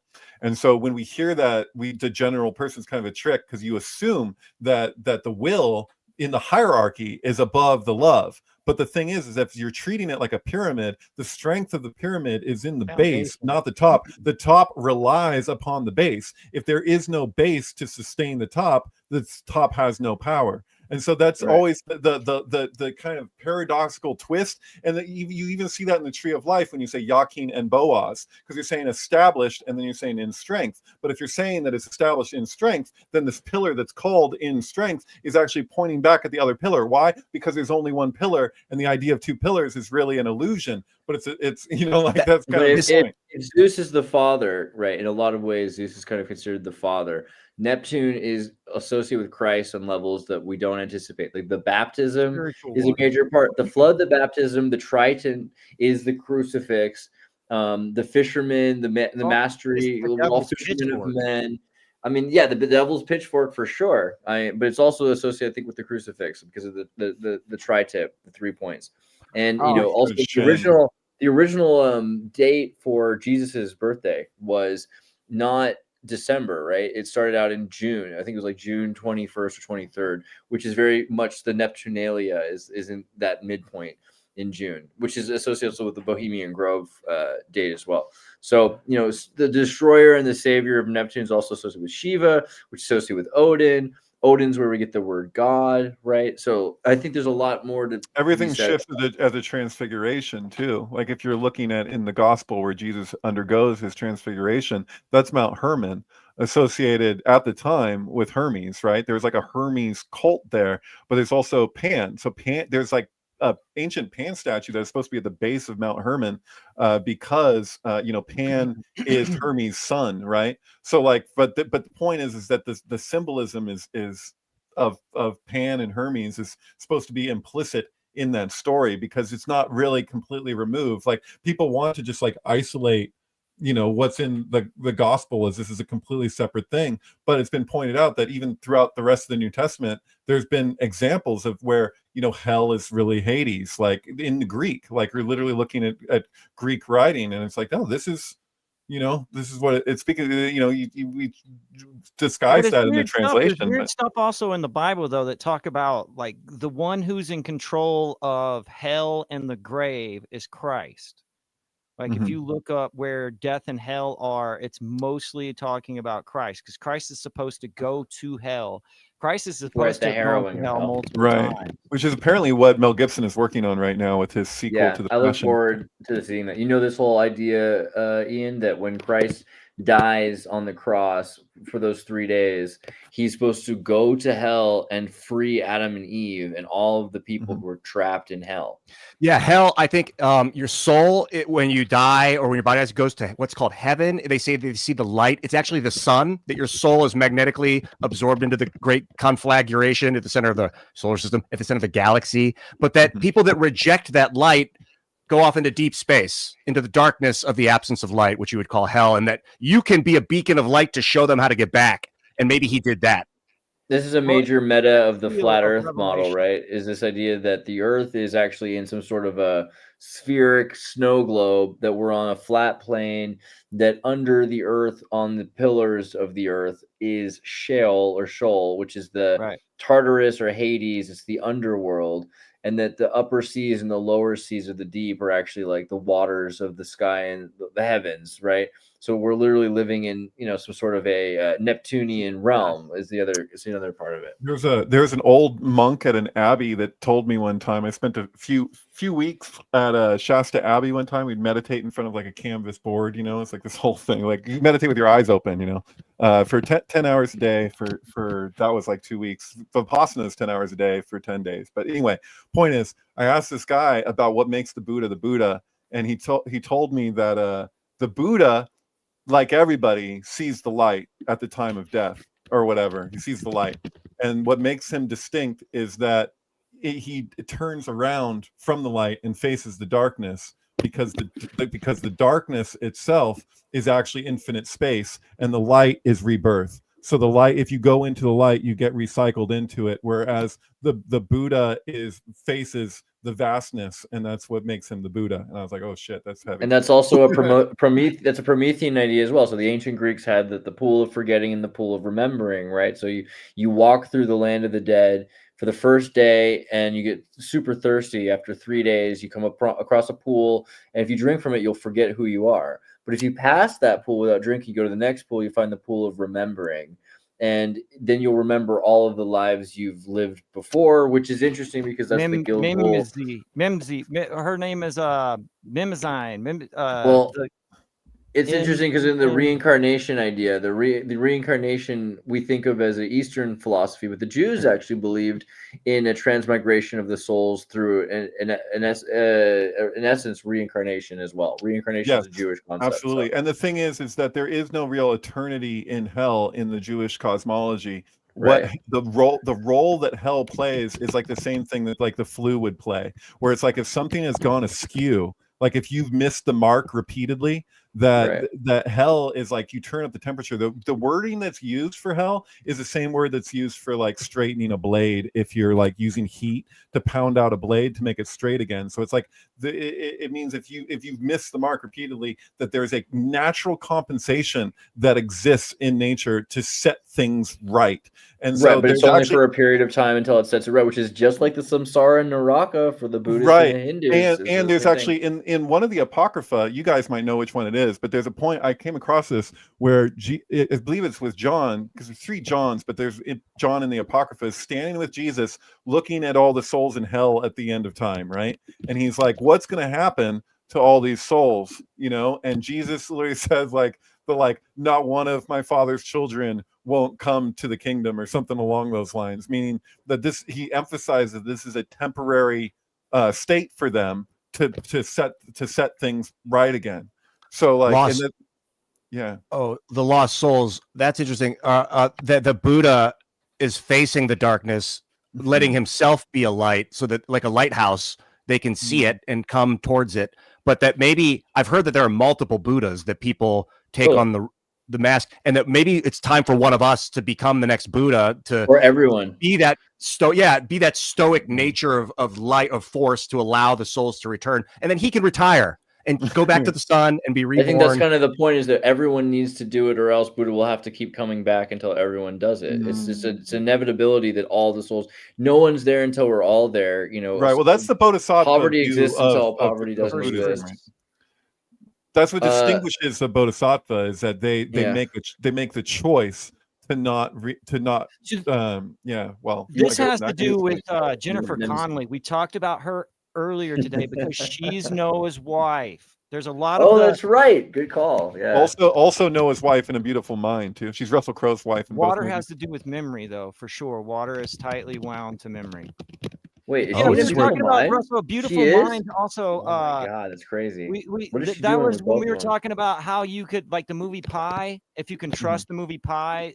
It's the same way with A Beautiful Mind. Their description of what game theory is actually like really not accurate but effective. It's not really what game theory is. The guy who A Beautiful Mind is based off of, just like basically, I don't know if he actually sued them, but he got super mad because he died shortly after. Right, he was a gay rights activist, and Jennifer Connelly, like he wasn't with a woman. So like this, even his equation that he came up with, that the way they show it, where is it within the bar, and you're like, oh, you could be with the blonde or the brunette or whatever. That was all a gay bar. That was based off of something true, but that was about men, and it was just like, he was like, why did you have to do that? Yeah. No, I know that he died with his wife, and I know that they died like shortly after.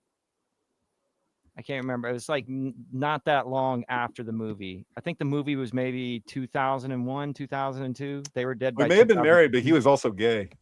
I know because I saw his own words. Like there's something written out about him in response to the film. We also thought he was the Pope, bro. Like he came in and thought he was because his favorite prime number was the number 23. He's part of the 23 like gobbledygook. There's all of the mythos of 23 revolves around him. He thought he was the 23rd Pope. Oh, I don't know that. I read something that he wrote, and I was like, oh shit, he's like mad about this movie. And I don't know. Wow. I got to ask about Memnos. You pulled up. Does that have something to do with memory? Yeah, for sure. So she's the goddess of memory. Well, is she the goddess? She's a muse, right? What's the deal? No, she's the mothers of the muses. She gives birth. That's why Jennifer Connelly's in the movie 9, because they represent the muses. Jennifer Connelly is always involved with water, but she's Noah, but she's also in Dark City, where the aliens are manipulating memory, and then at the very end they flood the whole place. Because like water, and that's why there's so many scenes with bathtubs, and that's why Jennifer Connelly's always on the end of a pier, is because it all has to do with. I asked Chatbot which mythological goddess would she be after I ran through her entire sync thing, and it said that she was. How do you say that? Well, she'd be riding on a pale horse. I'll tell you that for sure. I have to talk. Oh, what's that? Over there from Career Opportunities, and she's riding the red horse. Totally. Nash, John Forbes Nash was arrested for indecent exposure in a sting operation targeting gay men. This is a whole. Yeah. All right, I'll take it. I wanted to bring this up to you guys because we talked about pharmacology in the history of the human mind earlier in the show with Boga and whatever. I'm drinking aloe. I'm not sure how educated you guys are on aloe. Aloe vera, it's like the most hydrating thing. It's even more hydrating than freaking coconut. Yeah, I believe the Egyptians called it the plant of immortality. I started pouring about this much aloe and then this much water. It's literally the most. It actually is carbonated. It carbonates and fizzes up when I connect the two. And doing it while I'm looking into the sun has some unperceivably amazing impacts. I've only been experimenting. The chemical is called aloin, ALOIN. It's antimicrobial, antibacterial, antifungal. I mean, it's. Yeah. You wouldn't call it a drug, obviously, but it's because it's not. It doesn't seem to have any negative. I don't know what delineates a chemical like this from a drug exactly. I'm drug not sure. Just means dried herb in Greek, right? So I think we're cool.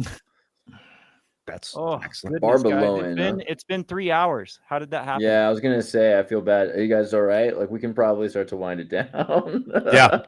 I've got to go do something.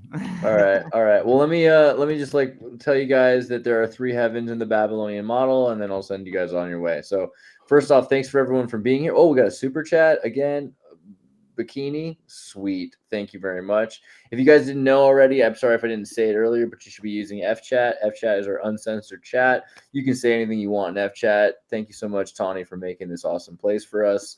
fchat.com/@Xirtus. fchat.net is the fchat.net, excuse me. And that's my favorite thing. I'm glad that exists. Okay.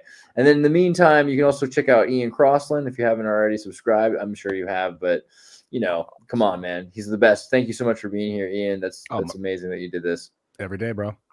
Dude, and you got to make sure you subscribe to him on YouTube and Twitch. Whoever got those 5 memberships on his YouTube channel, because he also has the Funk Master General. Thank you very much, Funk Master General. Dude, so yeah, if you haven't already been there, /Ian Crossland. Is that the right? Yeah. Right? Yeah, it is. Okay, cool. So make sure I have a secret channel also. If you've never seen it, it's called Crossmack, CROSSMACK. That's the ancient days back to 2006 when it all began, and then some of these are gore. These are gorgeous videos. These are amazing. People honestly started calling me Crossmack, and I was like, I gotta just make a new channel because it was before you could change your channel's names. Wow. Yeah, it was. Yeah, I don't like to share my old stuff because I end up disagreeing with myself like I'm another person. That's literally why I make videos, because Ian said that he did that. Ian would watch these videos of himself to see how he changed over time. That's the main reason I make videos, is because of that. And you can't argue your old arguments, and you could probably argue them better than other people can. No, I want to like yell at myself. I'm like, what the frick do you think you're saying? Ian believed completely different things than he does now, and I think that's awesome. Like, to grow as a person and to document it, dude. Like, this is a 10-dimensional string theory experiment where some people look at the aurora borealis and they can't see multiple shades. This is like looking at another dimension of Ian in the 4th dimension. You're literally able to see him in time. Oh, the first video I ever made is called Openness there on the side. That was the first video I ever made. It was a culmination of just having these epiphanies over and over again. I was like, you know what? If we act like we're best friends, when you look at people in the eyes and you listen, you become best friends instantly. It just works every time. Because I was in LA and they were like, oh, people are shallow in LA. I was like, no, people are afraid. And if you break through that, then they're not anymore, and it actually works. I don't know how many people know about this, but there's this amazing video called "Bitches All Around Me" from 2007 or 10 or something like that. Yeah. And if you remember, I think there's a cameo here somewhere. There he is, right there. There is Ian right there in this video. I remember that day vividly. One thing you can do if you make videos is put, like, I was gonna say 10 of your own videos on at once and listen to yourself talk about 10 different things all at the same moment. But I'm wondering if 7 would be a more interesting amount of voices coming out of you at once. It's really soothingly transformative in a way. I like that Star Trek type video you guys made. That was fun. That was great. Which one? That was Space. What was it called? Space Truckers. Yeah, I had a lot of potential. I think that could be a great series. We got to make that still. That's true. Highly recommend if you haven't made videos yet, I do it. Highly recommend doing it. It's a bit of a leap at first. Make your first video. If you don't know what to say that in the first video but keep going. And when people start responding, it gets really exciting, and it's like hooks you. Dude, also, if you haven't read The Phantom Tollbooth, you should just listen to Ian read The Phantom Tollbooth. I mean, he literally reads the whole book. It's like Andy Kaufman level. I'm impressed. All right. So make sure you guys go to Ian Crossland. Follow him on Instagram. Follow him on X. Follow him on YouTube, etc. Okay. And then Crossmack is the other channel. And you can find those links. We'll put them in the description. So then pushing back, Ian Crossland. What was the other one? Oh, yeah. MK Ultrasound. You guys want to follow David Plate. So David Plate, who was talking about Kabbalah and Hebrew mysticism. And he also does synchronistic film work. So he'll take movies and soundtracks and he'll put them together in such a way as to decode some weird occult knowledge and esoteric truth, and also to show you something that the elite have probably done on purpose. It's definitely worth it. So check out his highlights here, and you're gonna want to watch some of these. There's the Black Stallion with Ways Blood, Schindler's List with Leonard Cohen. If you go to the syncbook.com, which is the link on his page, it'll take you right to his like hundreds of movies that are Synchronicity multimedia workings. An American Horror Story. Did you see Lana Del Rey with did you know there's a tunnel under Ocean Boulevard synced with the films Tulsa, 7-Eleven, Ocean Drive, and Diary of a Teenage Girl? Rosemary's kind of clusterfuck there, but yeah. And Rosemary's Baby with a White Album. I would tell you that you should really see which is the one with Nicolas Cage's September 11th movie. And, that was just bizarre that the timing is what it is. Like that, it's just the Blueprint from Jay-Z was released the day and year of 9/11, 2001. And it just so happens that if you start the album on the second, that the first thing that happens in the whole movie is the alarm goes off in the morning for Nicolas Cage. And if you start the album on the second that the alarm goes off, it'll do exactly 2 rounds and end the second that the second round ends. So it's like it's like twinned. You know what I mean? It's just like, but it's bizarre that it just happens to do that. So yeah, I had to share. Suspicious, isn't it? And I would recommend, Liquid Sky. What was the other one that was so good? It's Ace of Base with Falling Down. And I just saw again Super Troopers from ABBA with Starship Troopers. Michael Jackson with Home Alone. I'm telling you, these are more important than you could ever possibly realize. Marilyn Manson with Holy Mountain, Hollywood. Come on. Just you got check these out. Make sure you watch these. Go to David Plate's MK Ultrasound. It's an MK Ultrasound. MK Ultrasound. Easy. The Hollywood. I know that the Hollywood was the wood used by witches, or I've heard lately, to cast spells. And is holly actually a break off of holy? I think so. And then also that's why I keep saying Michael Jackson. Marilyn Manson's album is called Hollywood. I think it is literally because of that, which is interesting because the movie Holy Mountain. Have you ever seen Holy Mountain, Ian? Negative. No. Dude, it's Jodorowsky's film about if Jesus were to become an alchemist. And apparently, he was making this film. He almost went bankrupt making it. And he told John Lennon. And John Lennon said, "How much money do you need to finish this movie?" And he just gives him like a freaking handful of $100 bills in cash and says, "Go." He gave him $1 million to finish the film. Yeah, so him and Yoko together. Yeah, it's because they were really impacted by El Topo, and the soundtrack for El Topo was recorded at Apple Studios.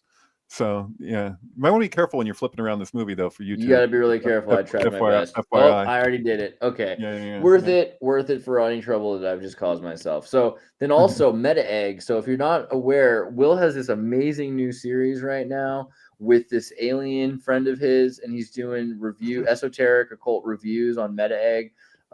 These are super funny and really good, and they're also deep dives into the zeitgeist of the esoteric aspects of our pop culture right now. I would say, if you want to know about like the Peter Pan, Alice in Wonderland mythology and Disney's new Lost Boys series, Alien Earth, which is all about the alien xenomorphs, but also about these like robot kids that are, have human souls trapped in them. I would highly recommend both watching the show, but like to know why you should watch it, you should definitely check out the alien reviews from Meta Egg. So yeah, make sure you follow Will's channel Meta Egg right here. He also did a conversation about the Communion, which is like the movie with Christopher Walken based on the true story of Whitley Strieber, talking about like alien abductions and the CIA and the missing link, and how they're kind of predictive programming, all that.